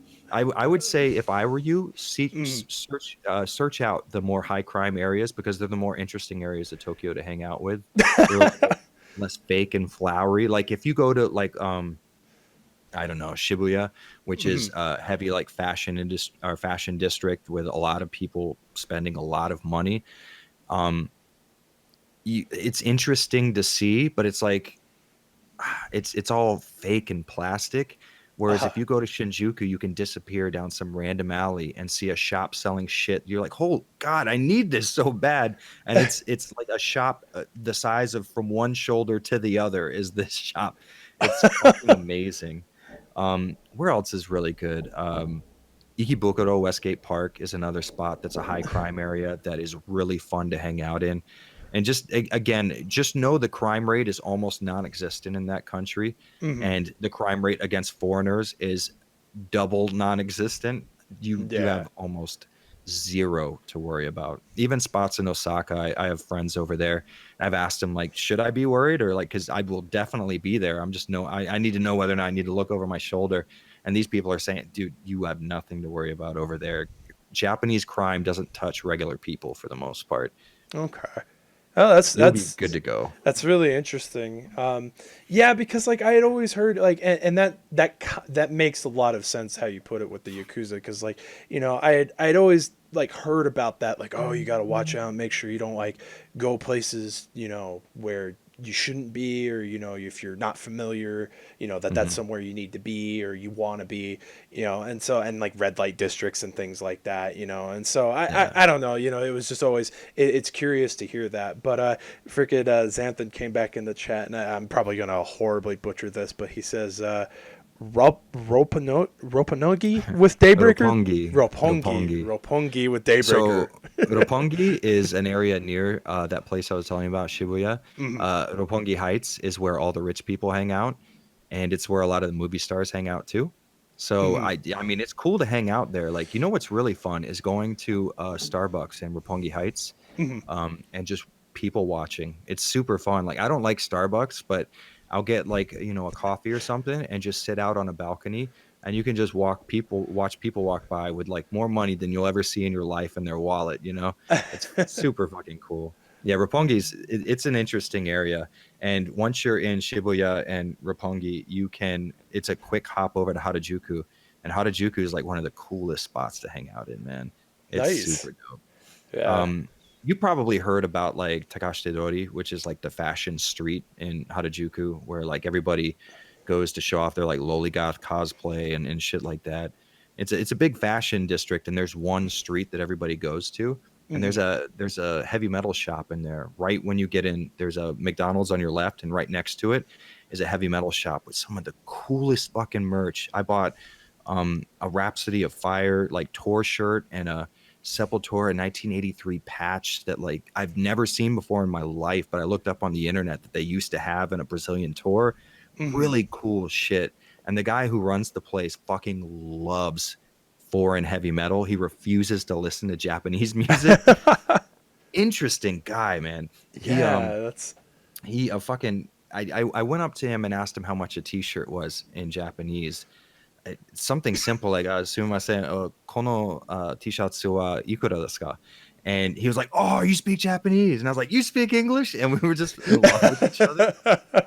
And that's he was super like, awesome. "Listen, you don't want this shirt, man. You want that Sepultura patch." Because I was wearing like a denim vest with a back patch, and I was Mhm. like, "Yeah, but like it's kind of expensive." And he's like, "All right, if you buy this shirt, I'll give you the patch for like $20." And he studded it on the back of my vest for me, right there in front of me for free. And Wow. he's like, "Can I get a picture with you?" And I'm like, "Dude, I'm just like a guy. I'm not like a fucking celebrity." He's like, "No, you're like super cool." And we got a picture together. I told him anytime I talk to a foreigner, I will send them to his shop because it's really cool. Hell yeah, man. That sounds like for whatever reason my dad went with me to Japan. I bet he loved that. Like he loves music, so that's his big thing. And so like I know that I think it's Tokyo Tower, right? Is like one of the big music stores in Japan, if I remember right. There's a bunch of them. Tokyo Tower is an actual tower, but there's a Tower Records there. There's Tower Records, that's it. Thank yeah, you. that's probably what you're thinking of. Yeah. Yeah, it's pretty insane. You can go. I mean, CDs. Up until recently, like when the big MP3 boom hit here in America, they were still Mhm. selling CDs, so you can still get really good music there. It's just kind of a little more pricey than you're used to. Yeah. Yeah. Well, I definitely will have a lot to do. It looks like. Dude, Uh, trust me, the second you think you might be planning on going, send me a DM on Twitter. I'll send you like a Bible's worth of fucking shit to do. yeah, like I was kind of talking to a couple friends about it, and it was kind of funny because my one friend was like, "Well, are you going by yourself?" I was like, "I don't know. If there are people who are interested in going with me, that'd be cool. You know, as long as we're not making asses of ourselves like a certain YouTuber I won't name." Yeah, Jesus Christ. That killed me, man. Because a lot of us are Yes. trying to go over there and make a living. Yeah. And what do people think when they see a foreigner who's kind of like not dressed like your typical Japanese person? Yeah. And a lot of us like to film, like I have my Operation Japan videos, and I like to Hmm. film over there. And now I'm fucking worried people are going to be, oh, this guy's doing that douchebag shit that everyone else is doing. It's like, Yeah. man, I get it. A part of me is like, yeah, you're your own person. You got to do what you got to do. I'm not trying to judge anyone, but at the same time, that shit comes straight back on me, and that sucks. Yeah, and it was kind of nice because like when that whole thing happened, I actually saw a couple of people retweet videos from like actual like people who live in Japan, and there was this Mhm. one Japanese man who his English was, I mean, he spoke well for what it was, but you could definitely tell that like some words weren't coming out as they should. But Right. he was just explaining. He did say that it was really shitty what he did, but the good news is that like in Japan, they didn't know who the fuck he was, and so it Mm, was like kind of like one of those things where like he didn't really have a big Japanese audience or anything on YouTube, and so it yeah. was kind of like most people don't really even know who he is, and so Yeah. like you shouldn't worry, but like if you're gonna come here, don't make an ass of yourself, is basically. Please, please don't, because the Japanese people will bend over backwards to help you. They Yeah. will. It's insane. It's at a level to where like it's hard for me to not sound like a complete fucking weeb. Like, ooh, it's so much better. America's the best country on earth, but Japan, the way people will fucking help you, Mhm. it's insane. We were walking through Shinjuku Station, which is like the most populated, I think it's the second most populated train station on planet Earth. And it is incredibly complicated. Like there's not like 15 exits. There's 15 exits, like exit 4A or B or 4A West. You know what I mean? Oh, jeez. Um, it's insane. And for the first time we were in the country, I could navigate Shinjuku Station now relatively okay. I've been Mhm. there probably 6 or 7 times now, 6 times, and still to this day, I might still get lost there, but not as bad as I used to.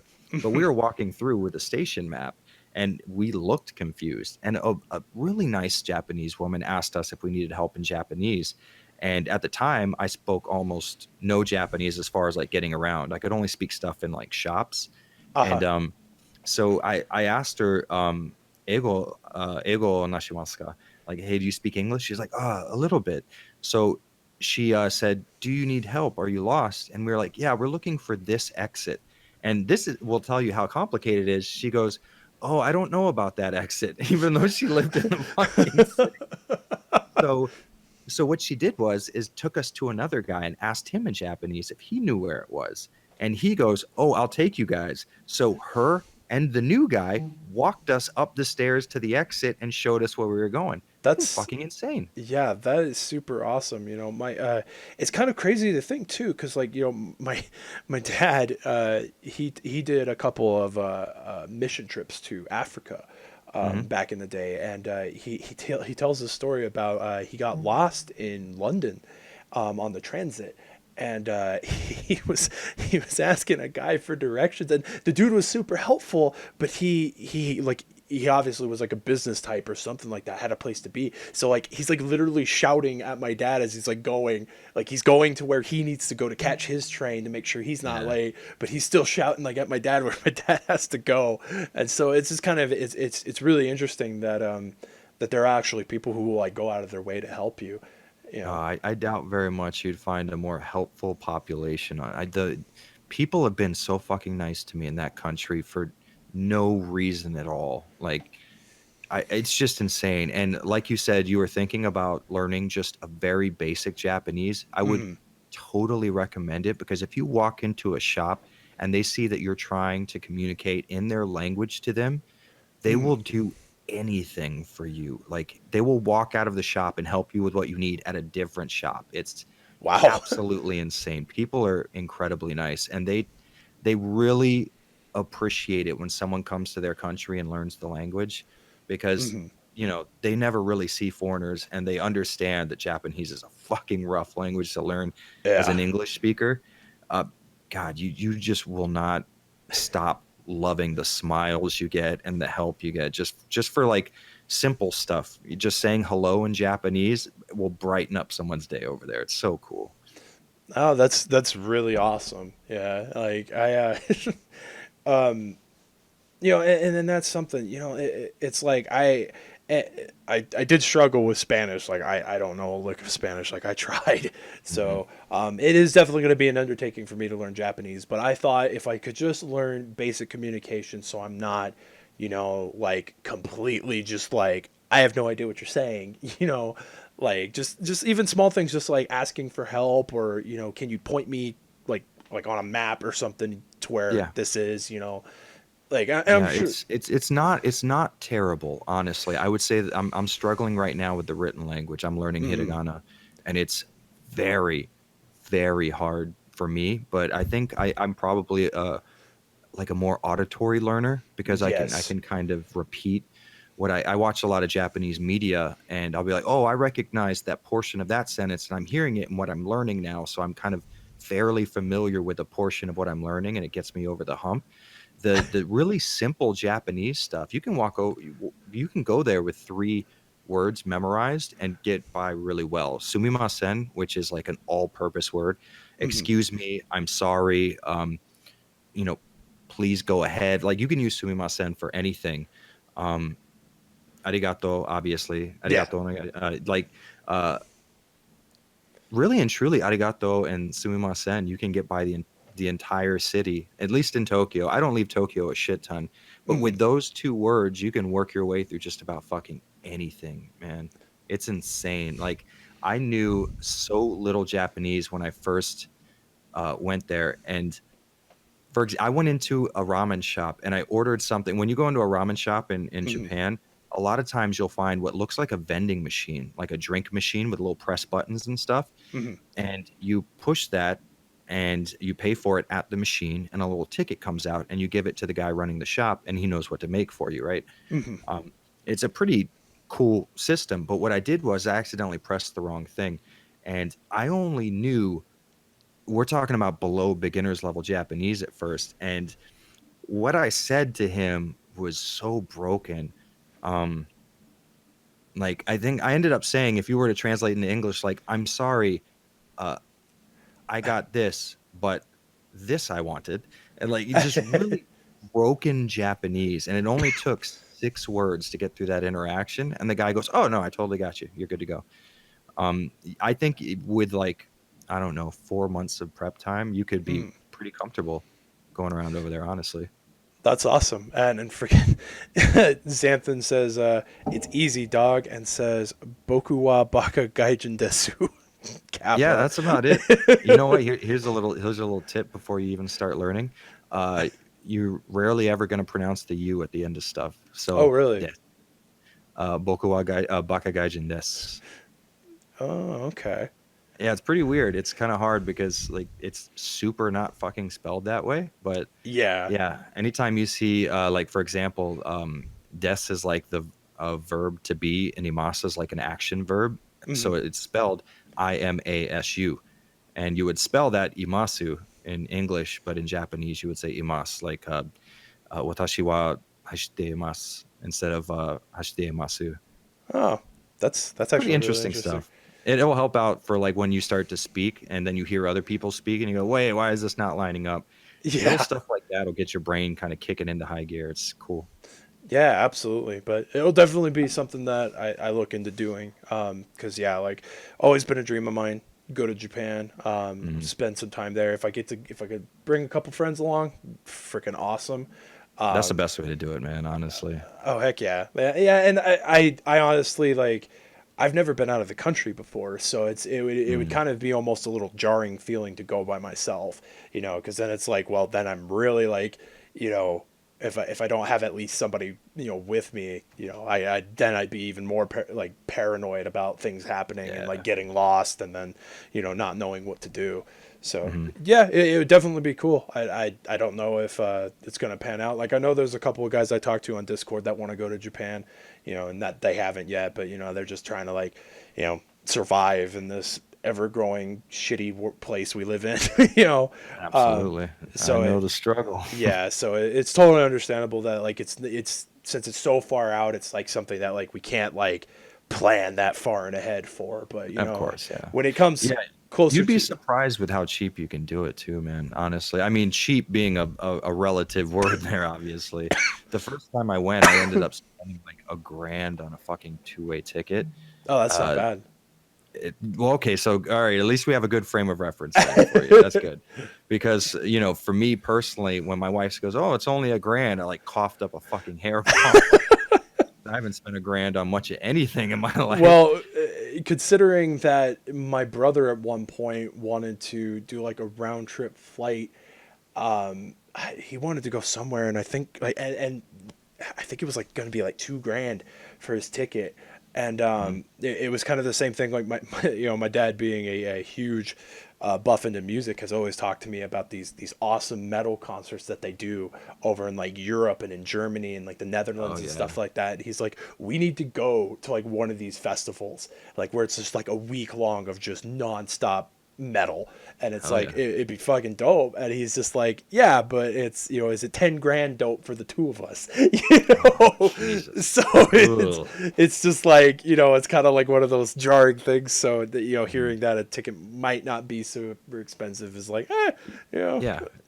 You know what my wife does is just like as a thing to pass the time, she has one of those apps on her phone that kind of cross checks all the like ticket deals for airlines and stuff. Mhm. And she just looks up like Fort Myers to Tokyo. Well, let's see what we got. And this one time we lucked out, man. We found a fucking $600 round trip ticket to Tokyo. Not And if you bad. stay in an Airbnb, oh, forget about it. You're saving money like crazy. And you can go over there with like, I don't know. My buddy went over there with fucking $700 and came back with 200. So Oh, that's God, that's actually not too bad considering it's like, oh man, I hear people like go gambling and like they'll go, oh well, I freaking dumped 2 grand, came back with uh, $50, and it's like, why? dude, yeah, I'm smart enough to know that I'm incredibly unlucky. I know to not even try to gamble because I 100% knew that I'd do something stupid. So I've just never done that shit. Yeah, like it was kind of always a thing. Like when I finally came of age to be able to like go to a casino and stuff like that, it was kind of like it was there, but like I was just like at that point I was like, dude, I'm gonna walk in there with like freaking $500 and come back with nothing. Like I would get in over my head or something like that. I'd get a good hand in Texas Hold'em or something like that, get cocky, and then be like, Mhm. all in on this one, and then freaking, my opponent's got a pair of kings, and it's like, well, shit. Yeah, you're not missing out, dude. Yeah, I mean, I don't mind it virtually. Like I think I had like a plug and play of Texas Hold'em somewhere. Like one of Yeah. those just fucking, and I like the concept. Like, it's not like there are certain games like Texas Hold'em. Like since I understand how it works, I'd probably be Mhm. willing to play that. But like stuff that's like up to chance, like roulette and Right. slots and things like that, it's just a money sink. It's Hmm. just like you have no clue. You could hit big, and that's fucking great if you do. But for me, it's just like, I know I put like a freaking $100 into a slot and come back with nothing. You know. Yeah, I have enough money sinks right now with retro video upscaling and collecting video games that I think of everything in a balance, and I'm gonna topple the scales if I add gambling in there. Yeah, I know, and that's why, like, I know you've said before you're straight edge. Like, I don't drink other than like socially, like with some certain events I've drank, but like Right. it's never more than like one or two drinks. Like I go and look at prices. Like one time I was just like, I want a case of Angry Orchard, and I went and Hmm. freaking looked, and I was just like, oh, that's like $20 for fucking 6 drinks. Like, wow. Yeah. you know? I never understood that because oddly enough, not only do I not drink, I've never drank alcohol before, which makes me sound like some kind Mhm. of prude. But like I've smoked weed and dropped acid. I'm not like someone's grandpa, but um, yeah, I just had a weird situation where like my dad gave me a sip of his beer. He was drinking like an ice house when I was like 11 or 12, and Mhm. he was like, "Yeah, you're old, and I just take a sip, and I took a sip of it, and it tasted like garbage. Just never drank again after that, and so I've never drank alcohol before, but I never understood being someone from the total outside looking into that kind of community. Mhm. I hang out with friends who would get like a 12 pack of beer at the gas station, come home, and we'd all like watch a TV show and have a fucking blast. I never understood the idea of like going to a bar and spending like $10 on a drink versus going to the fucking gas station and grabbing a pack of beer and having fun with your boys. Yeah, exactly. Like the local shop owner. I mean, he likes his beer, and so that's what he does. Well, like I'll go pick his ass up, and be like, Yeah. he'd be like, hey, can we stop at like freaking 7-Eleven or whatever, and like just so I can grab a 12 pack, and it's like, yeah, fuck yeah, that's fine. Yeah. whatever.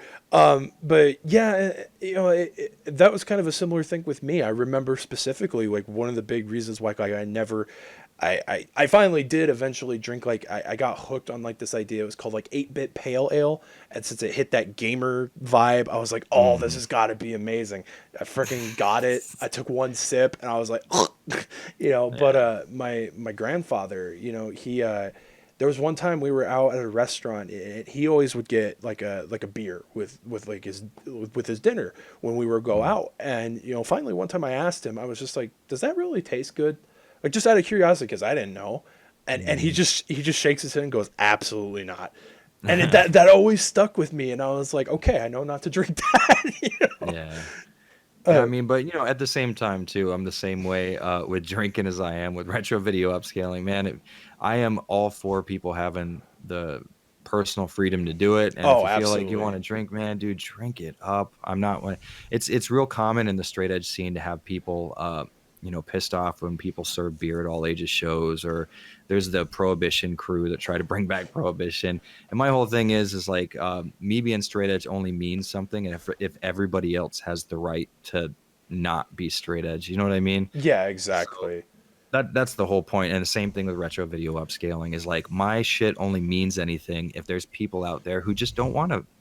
I do by comparison, I could see, oh, this is why I upscale, because I see somebody, you know, put up composite footage on YouTube, and I go like, Mhm. oh, okay, so this is why I do it. All right, this means something now instead of just being the only option available. So they bring Yeah. things full circle. If you want a game on a fucking CRT, do it, and if you want to do it while drinking beer, double good.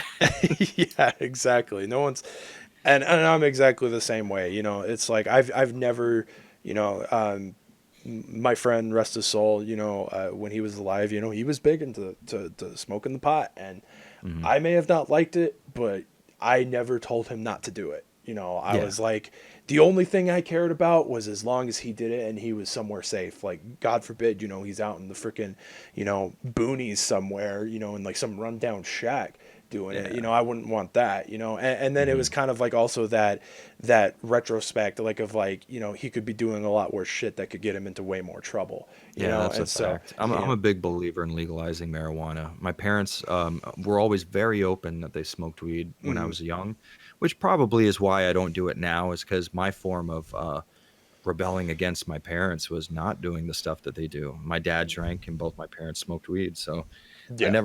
I never had to rebel against an upbringing that had me not doing that stuff. So like I thought I was like the cool biker dude because I wasn't doing this shit. But my parents have always been very responsible with how they smoke weed. They come home from a long day and that's how they feel like they got to unwind, and I'm like, man, fucking more power to you. If Yeah. it makes you feel good and you feel good about doing it, go for it, man. Like, I mean, I do shit that people would never fucking do in their lives, and I wouldn't want them to stop me the same way I would never want to be the guy who stops them. Yeah. If you're doing something I'm not doing and it's just a consenting adult doing something, fucking have at it, man. You'll never hear me argue you shouldn't do it unless it's listening to bad music. I might have a couple opinions on that. Bad music and playing bad video games, but even that, it's kind of like, There you go. Yeah, that's you know, um, or better yet, supporting bad industry practices. I don't know. mm, Sometimes I get into it with people about that because some people are yeah. very I have opinionated. such a hardcore stance, but it's a hardcore softcore stance. The idea is, uh, people seem to want to, how should I put it? They see an industry practice that they don't like, and they go, "Man, that dude, I don't like that. They shouldn't be doing that." And I'll be like, "Yeah, 100%. Yeah, I'm on board. I totally agree. They shouldn't be doing that. That's a bad industry practice." And they'll go, "Let's make it so they can't do it." And I'm like, "Whoa, why don't you just not support that?" And then Yeah. that'll be it. Instead of like, like with the loot box Oh God. controversy, Yeah. so many people were upset, and they were really upset with me, and I was just like, no, yeah, I'm with you guys. Those things are like dumb. I don't like them. I don't think people should be, ruining the gameplay of their games for them. Like, we're all on the same boat. But they're like, no, Hmm. but we need to stop them. And I'm like, no, you can't stop them. Like, don't make it so they're not allowed to do it.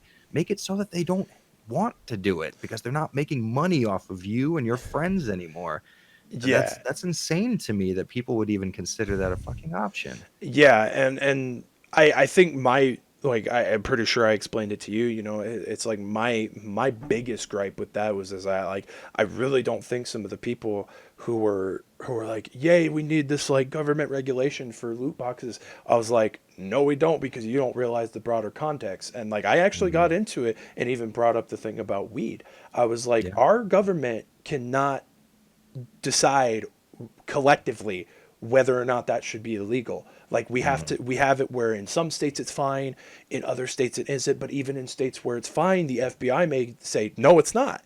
You know, and Yep. so it's kind of like this ever growing thing. And I'm like, you really want them to determine stuff with video games, like what's Yeah. fine and what isn't? Like it don't just stop at loot boxes. You give them an inch, they take a mile. Like, That's a fact, you and it know, will continue that way. And then you'll be the one, the people who are pulling the lever to make sure that there are people in Congress trying to make loot boxes illegal. They will be the loudest ones saying, "Can you believe what the government is putting on video games now?" And exactly. the rest of us will be sitting there with our heads in our hands, like we saw this coming 10 years ago when we tried to warn you. Yeah. And it will happen if you get the government involved in an industry.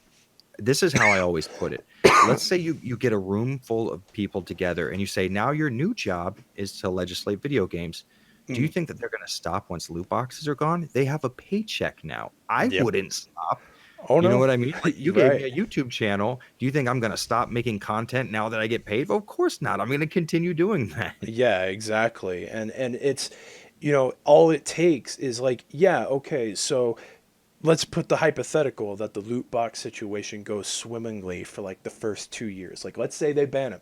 Let's say it goes Mhm. swimmingly, that everything seems like it's fine. Well, all it takes is like one old bat in the Senate or, you know, in Congress or whatever to see something that they don't like. Like, you know, and it could be anything. It could be like, well, I think there's too much representation of this ethnic group in Mhm. video games. I don't want Yeah. that anymore, so I'm going to start lobbying against that. Oh, you Mhm. know, there's representation of people smoking and you know drinking alcohol. I don't want that in Yeah. any game, you know, so I'm going to start lobbying against that. Like it, like, and that's the thing. Like, and it kind of upset me because the one argument like I got into was like somebody immediately threw in my face, they're not going to take the tits away. And I'm like, is that all you guys think about now? That like that's where my stance was originally? It has nothing to do like Mhm. with, you know, big breasted chested women. Like it, yeah, that could be part of it, but I'm thinking of the Well, broader context as a whole. For one person to have a problem with just about anything, it could be the violence, it could be the alcohol references, the smoking right, references, exactly. drug references, you know, references Yeah. to prostitution, references to sexual activities. You know, it could be anything. It doesn't just have to be, you know, lewdly dressed women. You No, know, you're absolutely right. 100%. They're not going to stop there, and you're not going to like where they don't stop. But you think about it this way, that blows me away that someone says, "Oh, dude, they're not going to take away your tits." Why do you think that? Why would it be obvious that they wouldn't take away tits? They maybe they won't right now. But I mean, let's say we get a staunchly religious conservative Republican in the White House, or yeah, in like, or a majority conservative, not Republican, conservative, like a religious fanatic in the White House. Why would you assume they wouldn't take away tits if they already had the whole point is our court system works on a system of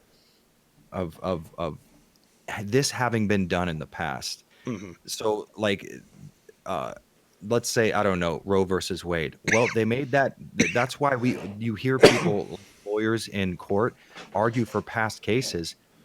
Technically, you would think to yourself, well, like, why would that matter? We're talking about this case, right? hmm, But they argue, well, in this past case, this judge decided this. Do you think in video games it's not going to work that way? Where it's like, well, we passed legislation because we believe loot boxes were a moral wrong. Do you want to predict what the next moral wrong will be? Because I don't. And I yeah, don't want anyone having to live a life that goes by what my moral standards are, because those are for me. But exactly. that's not how the government feels when they believe something is morally wrong. I mean, Hmm. just like you said, they'll take away smoking and drinking in games. And in my own personal opinion, I would prefer those be in there, even though I don't smoke, I don't drink, and I don't really want anybody to do that. But what I do want is for people to create art the way they want to, unhindered, um, Exactly. except for the most fringe parts of the law. Okay, no games with like child porn. I think everyone on planet Earth can probably agree with that. And Yeah. if they don't, that's a good way to find out who the fuck these people are. Right. Right. I think there should be like 3 rules when making a game, and that's it. Everything else should be up for grabs. Yeah, exactly. And that was kind of like the whole basis of my argument to begin with, was is that, I am not for censorship of any kind, as long as it's Mhm. not stepping over just a universally accepted wrong, like you said, like, child pornography or child sexual activities, Mhm. like those, for the most part, a vast majority will agree, no, that's fucking ridiculous. That shouldn't be a thing. Yeah. Like, but I want people to make the games that they want to make. Even if they're freaking ridiculous cringe factors like that game Hatred, like the controversy Yeah. surrounding that, where it was just this edgelord dude who was like, "Oh, I'm gonna Mhm. go on a mass shooting spree." It's like I want people to be able to make those games. You don't have to buy them, you don't have to Yeah. support them, but I want people to have the right to make those games. You Yeah. know, And at the same time, the people who are arguing to fucking to like criminalize this stuff, I want them to have the right to express that opinion. hmm I am that for or that against censorship. Is I believe in those people's rights to express that opinion the same way I believe that their opinion is incredibly wrong and morally dubious at best. But yeah, they have to be able to express that opinion, because hmm if they can't, I can't express an opinion contrary to that. And I exactly, want those opinions out there. I want to know who these people are and how they feel about things. If we push this stuff underground, now you don't know who feels this way, and you don't know who you're talking to, and you don't know what your thoughts are, because I probably wouldn't have the opinion I have on this subject specifically if it wasn't running counter to something else. I would need an example of the opposite happening. And hmm you and I both have seen, or we at least feel the opposite would happen. We wouldn't know that would be a possibility if there weren't people out there saying, "Oh, I think games should be censored." And we yeah, hear that and we go, "Oh, I disagree with that completely." We didn't disagree with that before. You know what I mean? We yeah, need those opinions out there. yeah. And I support the speech of people who want to fucking criticize me or say that I'm wrong, the same way I support the speech of people who are behind me saying, "Yeah, that dude's right." Yeah, absolutely, 100% agree. And I think the one really big thing that just really blew my mind about the whole thing surrounding the proposal of this bill to ban loot boxes, is like all the people being like, "Oh yeah, EA's finally gonna shit the bed," and it's like, yeah, sure, they might theoretically Mhm. take a hit to their profit margin, but so will a bunch of other companies who do the exact same thing. One of the Yeah. examples I bring up is, Bandai Namco releases Mhm. mobile games. There's a game called Galaga Wars that I absolutely love. I play it on occasion, and it has microtransactions that where you can buy in-game currency to upgrade your ships. You can buy new ships and things like that. And it's like those are all optional, and I know, like, yeah, that's not for me. You can earn all this stuff in game. I'll just play the game until eventually I earn enough stuff to buy the stuff that's in the game. Mhm. And so I know to limit myself and be like, no, I don't want to support that. But I don't want that option removed completely for the people who do. And that's kind of the thing, like the vagueness of like the whole, oh, it's we got to protect these children from getting gambling addictions, and it's so weird how it always kind of comes back to, oh, we're going to justify our criticisms and our want for the censorship or this removal of this certain practice because of children. And it's like, well, if children have unmoderated access to their parents' bank account, don't you think that's a little bit more on the parent than it is the game developer when they start Yeah. buying stuff? Yeah, I know ads can be invasive. They certainly can be. But, it's like, for one, why are children having access to bank accounts where they can even buy this stuff? Why do they have that kind of money to begin with, that they're racking up $100, $200 bill? Mhm. It's like, those are the questions that I think should be more addressed, instead of being like, oh no, we're just going to let the government take care of it and everything will be all right. Yeah, Yeah. that's a it's a fucked up way to look at things. And I mean, just imagine someone telling you what's right for your kids anyways. Hmm. Like, now someone may express an opinion like, oh, you should chill on what you're doing with your kids. Be like, I'll take that to heart, and then still Yeah. continue doing whatever the fuck I want to do. Yeah. Um, but yeah, I can't imagine being in a position where I think that I could make a better decision for someone. Hmm. Now, that's obviously different from like suggesting, like, yeah, I see the things you're doing and they're really fucked up. I would suggest you stop doing those things. Like, no, I'm gonna keep doing them. It's like, all right, well, there you go. I did my part.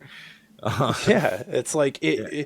it can only go so far with the input that you can give. It's like you Mhm. can say your opinion and people can do with it what they want. Yeah, I think people, and honestly, these people that we're talking about who are arguing with us, I will say this, and I say this about political disagreements too, because I have a pretty big bias against like what would you call like a heavy social justice leaning in social media and video games and game journalism and stuff like that. Right. But what I will grant is that when I disagree with these people, and even with the people you and I are talking about, we're having arguments with, I believe honestly, and I really do feel this way, that those are good people trying to do good things. I don't Hmm. think that they are like malevolent. I honestly think that those are people who are thinking there is a bad situation. We have got to make this better. What Yeah. they don't understand is the ramifications of the decisions they're making, and they really won't see them until they affect them personally. Yeah. So when this stuff goes through, eventually, this isn't the first time we're going to hear about this, and eventually it'll Hmm. probably win. Those people, I don't think, are going to see our side of the argument until someone takes away something in a game that they do enjoy. And then they'll Yep. start to think to themselves like, "Oh fuck, damn it." Right. There's nowhere to go from here but down, and I took the first step. Yeah, exactly. And that was kind of like always my take on it. It's like I've seen people who say that it's like they didn't care about the removal of certain elements to some of these more sexual type of games that come Hmm. out. These more anime themed games that get censored in a certain way. Because Right. it's like, oh well, I didn't play those games, so it doesn't bug me that this is Hmm. happening. But it's like, but you'll change that tone really quick when it affects a series that you really do care about. Yeah. And it could be any series. It could be even a series that's Western made. You know, Hmm. like what would, like, for example, would like Call of Duty or Gears of War be without the gore and like the overblown gore, like, or Mortal Yeah. Kombat, for example. It's like what if that's the next thing they go after. It's like, oh yeah, they banned the loot boxes, but now we don't want any violence in video games because we're convinced that it causes mass murderers. It like Hmm. makes mass murderers. It makes people psychotic. Hmm. So it's just like it's just little things like that. It can go any which way. And that was where my biggest concern lied. It was like not Yeah. that that loot boxes were being a takeaway because I'm championing them. That's not the case. Like, I've never personally, from just my own experience, felt them as being as evasive as some people have been. Like, I didn't support Hmm. games like Battlefront, like the EA Battlefronts, or Yeah. I didn't Yeah. And I heavily. don't buy those games because I don't Yeah, support those practices. And I think that's the only thing we can do, because yeah. once those things stop selling, do you think EA is going to keep them in a game if they're not selling well? Why the I'm. fuck would they? I mean, they freaking took a huge hit with Battlefront 2.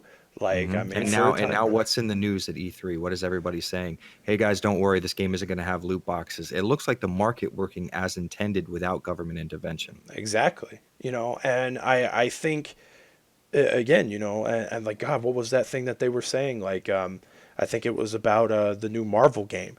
They were Hmm. like, there will be no microtransactions or no paid DLC. Like, you're gonna get added content as we make it. And it's like crowd freaking goes wild, and it's like they're saying all the right things. Because Yep. they're listening. And Yeah. I think people really do think that, like, that their voices don't really matter in the grand scheme of things. But I really do think that that's not the case a lot of the time. I mean, we've got, even on the flip side of things, people have voiced opinions about stuff like Blizzard, like stuff in Overwatch, like, oh, this character, she's not fat, And yeah, like I wasn't necessarily for like Blizzard's bullshit excuse of like, oh, it was a bug with the costume or something like Yeah, that. But Jesus. but the premise of it is still there. Someone said something, and then the developers are like, oh, we're gonna change it. And so like, yeah, even if it's not something I necessarily agree with changing, it still obviously means that the devs were listening in some shape or form. Hmm. And Yeah. so it's the same thing like with these bigger companies. And if we in mass as the consumer are like, no, we don't want this crap in our freaking games anymore, we're not going to buy your freaking product anymore. I think at some point they're going to, when they start seeing their sales plummet, it's going to be like, okay, we need to, maybe go back to the drawing board. you Yeah, know these people may be fucking greedy as shit, uh, and they may make bad decisions in the guise of trying to get more money, but that's Mhm. always the goal. None of these Yeah. businessmen are saying to themselves, "Well, I am so evil, I will just continue putting loot boxes in games at the cost of my own, fucking paycheck." Like, it's just never going to happen. Yeah, exactly. They're not like putting the pinky up to their mouth like Dr. Evil, just like, Yeah, I'm going to put loot boxes in even if they tell me not to, you know? yeah. Because I I love mean, like, seeing my numbers just. yeah, it makes I can't put myself in the headspace where that would make sense to me, where people think. Yeah. And you know what I hear the argument made a lot of times is, well, there are gambling addicts who buy this stuff. And yes, you are right, but let's just look at this statistically. The amount of gambling addicts that exist in the population don't even make up a percentage point, Yeah. right? And then the amount of gambling addicts in the gaming scene, let's say it's like triple that. Let's say 3% of their profit margin comes from gambling addicts. Do you think a 3% chance is something they want to take if it pisses off their entire fan base? Like, remember the Star Wars Battlefront controversy. Yeah. Do you think that they want to go through that for a 3%, possibly not even a 3% increase to please 3% of their fans? And do you think 3% of their fans are paying the difference uh, from the people who aren't paying for the game because they don't support it? Like, Right. that's a crazy way to think. And I really don't like it. YouTubers like Jim Sterling claim to be like this voice for gambling addicts and how these companies are predatory because they're giving them this service. It's like, Hmm. how is that predatory to give someone a service that they literally choose to use? Now, I understand, obviously, it, gambling addicts shouldn't be able to get a hold of that stuff because they are gambling addicts. But why would you say something can't exist because an addict can get a hold of it? Like, should Yeah. Disney movies not exist because pedos get a hold of it? Like, of course not. We Yeah. can't we can't make our society to the point where we have to cater to the worst people in it. Like, Right. you can't do that.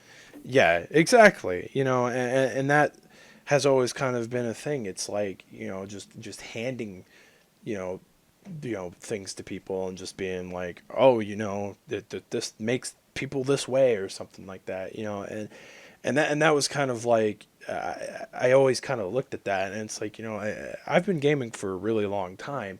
I've Mhm. played games from all sorts of different genres, from M-rated games to, even just the E stuff, like, the Yoshi games that Nintendo makes. And Right. it's like, I didn't turn into like this murdering psychopath, Of gambling course not. addicted person because of the things that are in the game. I can make that separation between reality and fiction, as well as I'm smart with what I spend my money on, sometimes, in any case. Absolutely. Oh yeah, exactly. Relatively in the Relative, context of this you know conversation. yeah, I might look at, oh, hey, they offer, in-game currency for this mobile app, and like poo it, but be saying that while I'm buying, 30, 40, $50 worth of retro games at the same Yeah, time. exactly. So everybody's got, in a way, too, everybody's got their thing, and like I Yeah. understand that gambling can be a serious problem, Mm, and gaming to an extent. I do warrant the idea that, gaming can become an addiction if left, unmoderated. Like but I think that is really slim a lot of the time, because like I look at gaming and it's like, I don't not function. I don't just plant my ass in Yeah. a chair when I wake up and I'm gaming 20 hours a day. It's like, no, Mhm. like I'll be like, I'll get up. I've got stuff to do around the house, to keep the house clean. I got to make sure I feed myself, and get up, walk around, got to go run errands or whatever like that. I don't Right. put my life on hold for gaming. Like the people who do that, Yeah. yes, obviously that's a problem, but it's such a very, very small margin. Exactly like you were saying with the people who are gambling addicts who get a hold Mhm. of like these mobile games that have, you know, these microtransactions. And you're right, like on the same foot, it's like about, if these companies do piss off these people by, oh, we're saying we're removing the pay to win, pay to play options of our game. We're Mhm. going to make go completely free. Everything you can possibly get in the game is going to be free. And yeah, those people might be like, oh, I gave a bunch of money, but then, it's like they'll forget and they'll just move on to some other game that cures their fix, that like Yeah. sustains it, so it's like, you know and those games are there. I do think that there are mobile apps that are incredibly invasive with their Oh, for ads and sure. Yeah, there are everything like games that.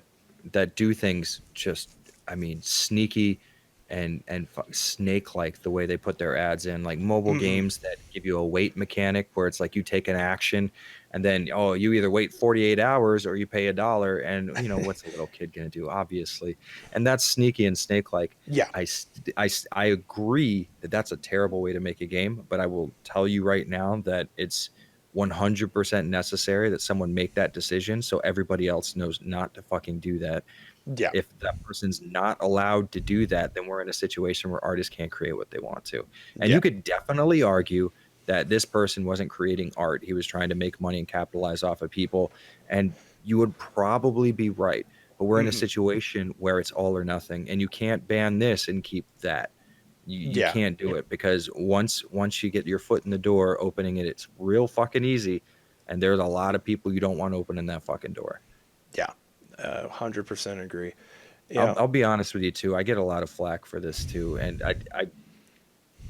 I'm sympathetic, and it'll sometimes I get real heated about stuff, and it will seem like I'm unsympathetic, and I have to say out loud that I'm sympathetic to people who are like maybe gambling addicts or gaming addicts, Hmm. but I will continue to say after that that shit's fucking ridiculous, and I say that because I've lost friends to heroin, and the Hmm. last thing I want to hear about is somebody who said they're on the same level as my old guitarist that his mom found him in the bathroom of their shared job with a needle hanging out of his arm, stone cold dead.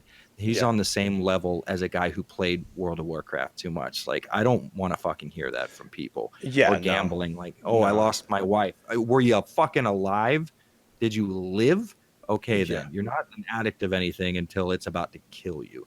Yeah. And there are people in maybe Korea who fucking died playing StarCraft, and you know what? They're on the list. They're addicts right there. Yeah. I don't like the idea of like, oh, I'm a gaming addict because I play this game for like 18 hours a day. Okay, don't play the fucking game. You form no chemical dependencies to this motherfucker. Yeah. So please don't walk around and tell people that you're on the same level as somebody who needs to go to a methadone clinic to get off because if they Yeah. quit, they will die physically. Yeah. I Exactly. can't stand that word getting thrown around that way. So when people say that they're an addict, like a gaming addict or a fucking gambling addict, it's like, you know what? Tough shit. Don't do it anymore if you don't want to do it because there are addictions out there that when you stop, they kill you. Yeah. So I get a And lot of hate for that. And I do appreciate that there are people who have went through terrible emotional nonsense because of addiction. But if mhm. it didn't kill you, you are living an incredibly well off life. Yeah, and I'm very much of the opinion, it's like if it got to that point, like if because I have reflected on myself a lot, to make sure that I don't fall into, that I'm just gonna be, locked in my space and I'm just never gonna leave and everything like Mhm. that, and it's like, I'm very much of the same mindset. There are people who fall into some really, really rough shit that is far worse than what gaming could possibly do. If and Mhm. it's just simple things like like gaming. yeah, it can be fun, but it shouldn't consume the whole of your life. I've had those moments. I'm guilty of like, there have been times where like I'll play Final Fantasy 14, for example, and not realize that a couple hours have passed. No, Just sure, because yeah, of I course. get lost in the game and everything. But it's like I have the willingness to be like, hey, if I plan to go see my friends or hang out with them at a specific time, I could shut off the game. Like if Yeah. you can't do that, then like I really am just like, why? Like, what is preventing you?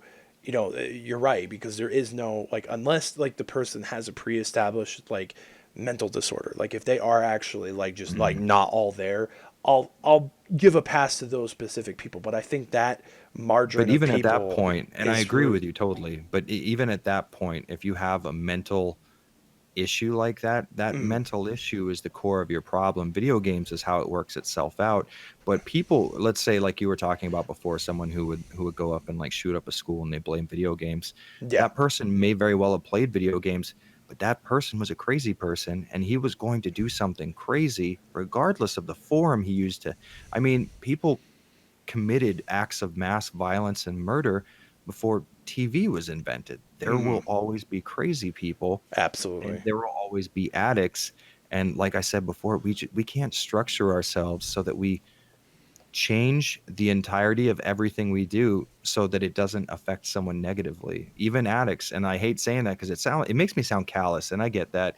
And maybe it's because I've experienced a very rough side of addiction, both in my Hmm. family, my friends, myself, and I know what it takes to get out of that. And like you said, there are times when you realize you're doing something like, "Oh, I'm playing 14 way too much. I got to get up and get out." Yeah. That shows you as a strong person who understands their limits, because you may very well have a predisposition to playing a shit ton of video games. And you know that if you don't get up, you might fucking never get up. Yeah. Um, that's what it takes. And I think that's what it fucking takes to be a grown up, an adult, honestly. Yeah.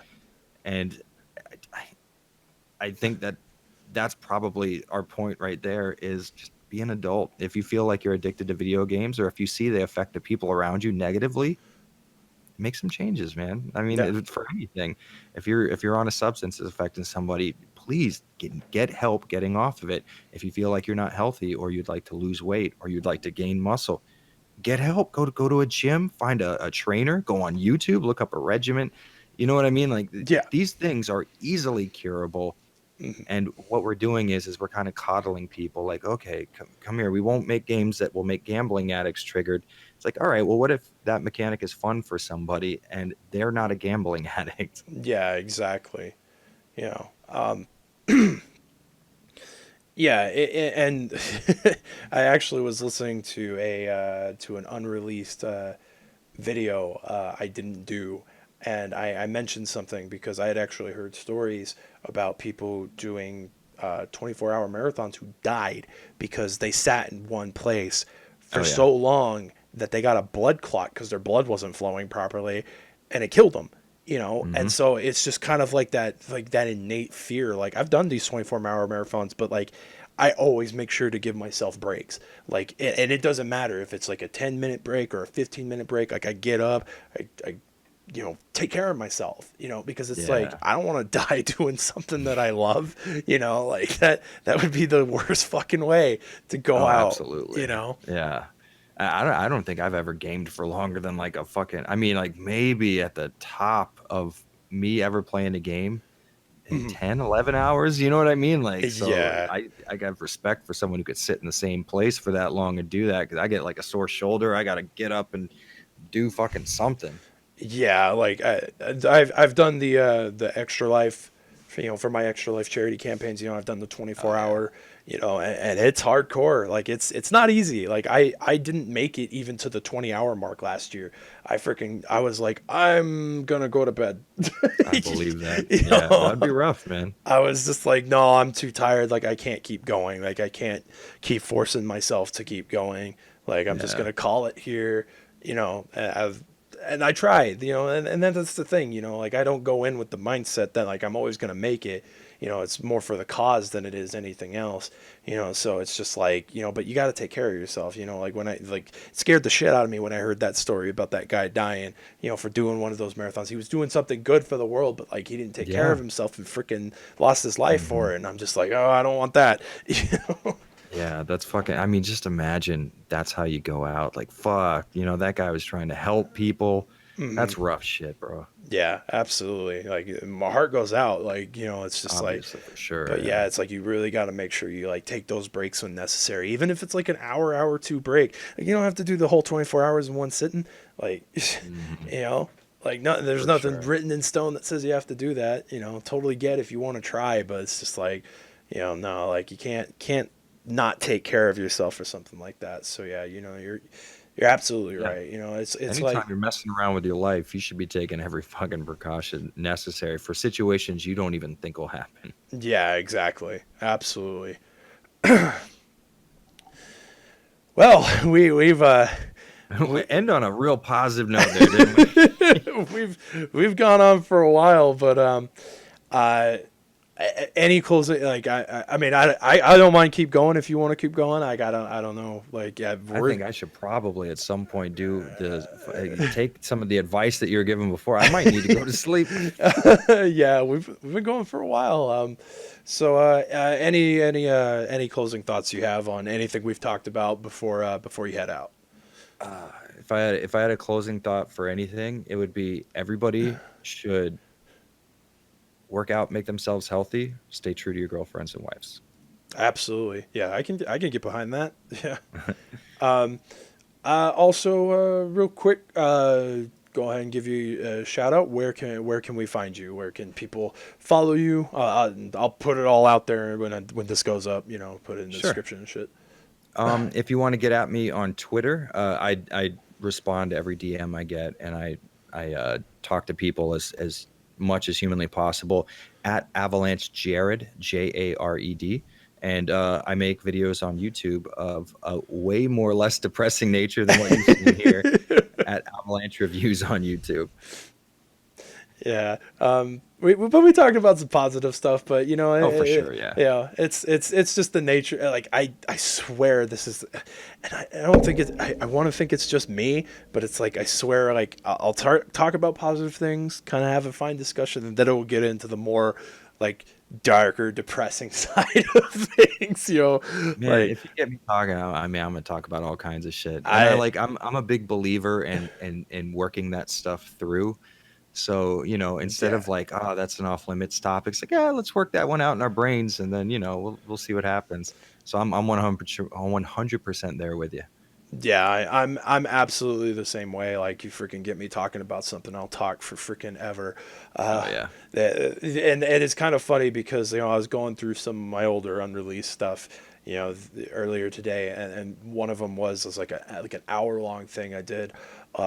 I wanted to talk about the story about me getting fired from GameStop. Like I've told people the story, but like I've never actually gone like public with it or anything Right. like that. And so it was just kind of funny listening to that old video, and I was like, God, I could have high pointed so much of this shit. Like I talked Uh, for a fucking hour. Like, oh my God, shut up. Dude, as someone who regularly has to leave stuff out of their scripts, I 100% understand. But yeah, thank you so much, man. This has been just a really wonderful time talking with you, and I'm super Yeah, man, happy it's that fun it as happened. hell. Yeah, I really do want to make this a regular format. Maybe get some other people on. I'm not like a big name by any means, so I don't think I'll get pull like getting freaking the Gigaboots guys or anything like that on at one time. But get a couple You never buddies to know, go. man. Yeah, You you never never know. fucking know. Never know. Never say never. But Yeah. yeah, it's been a lot of fun. Thank Hell yeah, you man. to everybody in the chat who's come by. To the people still watching, if you are, thank you very much for sticking around. Jared plugged his stuff, and my stuff will be plugged, of course, at the bottom of my Twitch page, and I'll plug it all in the description when this goes up on YouTube. So until next time, guys, take care, and you all have a good one.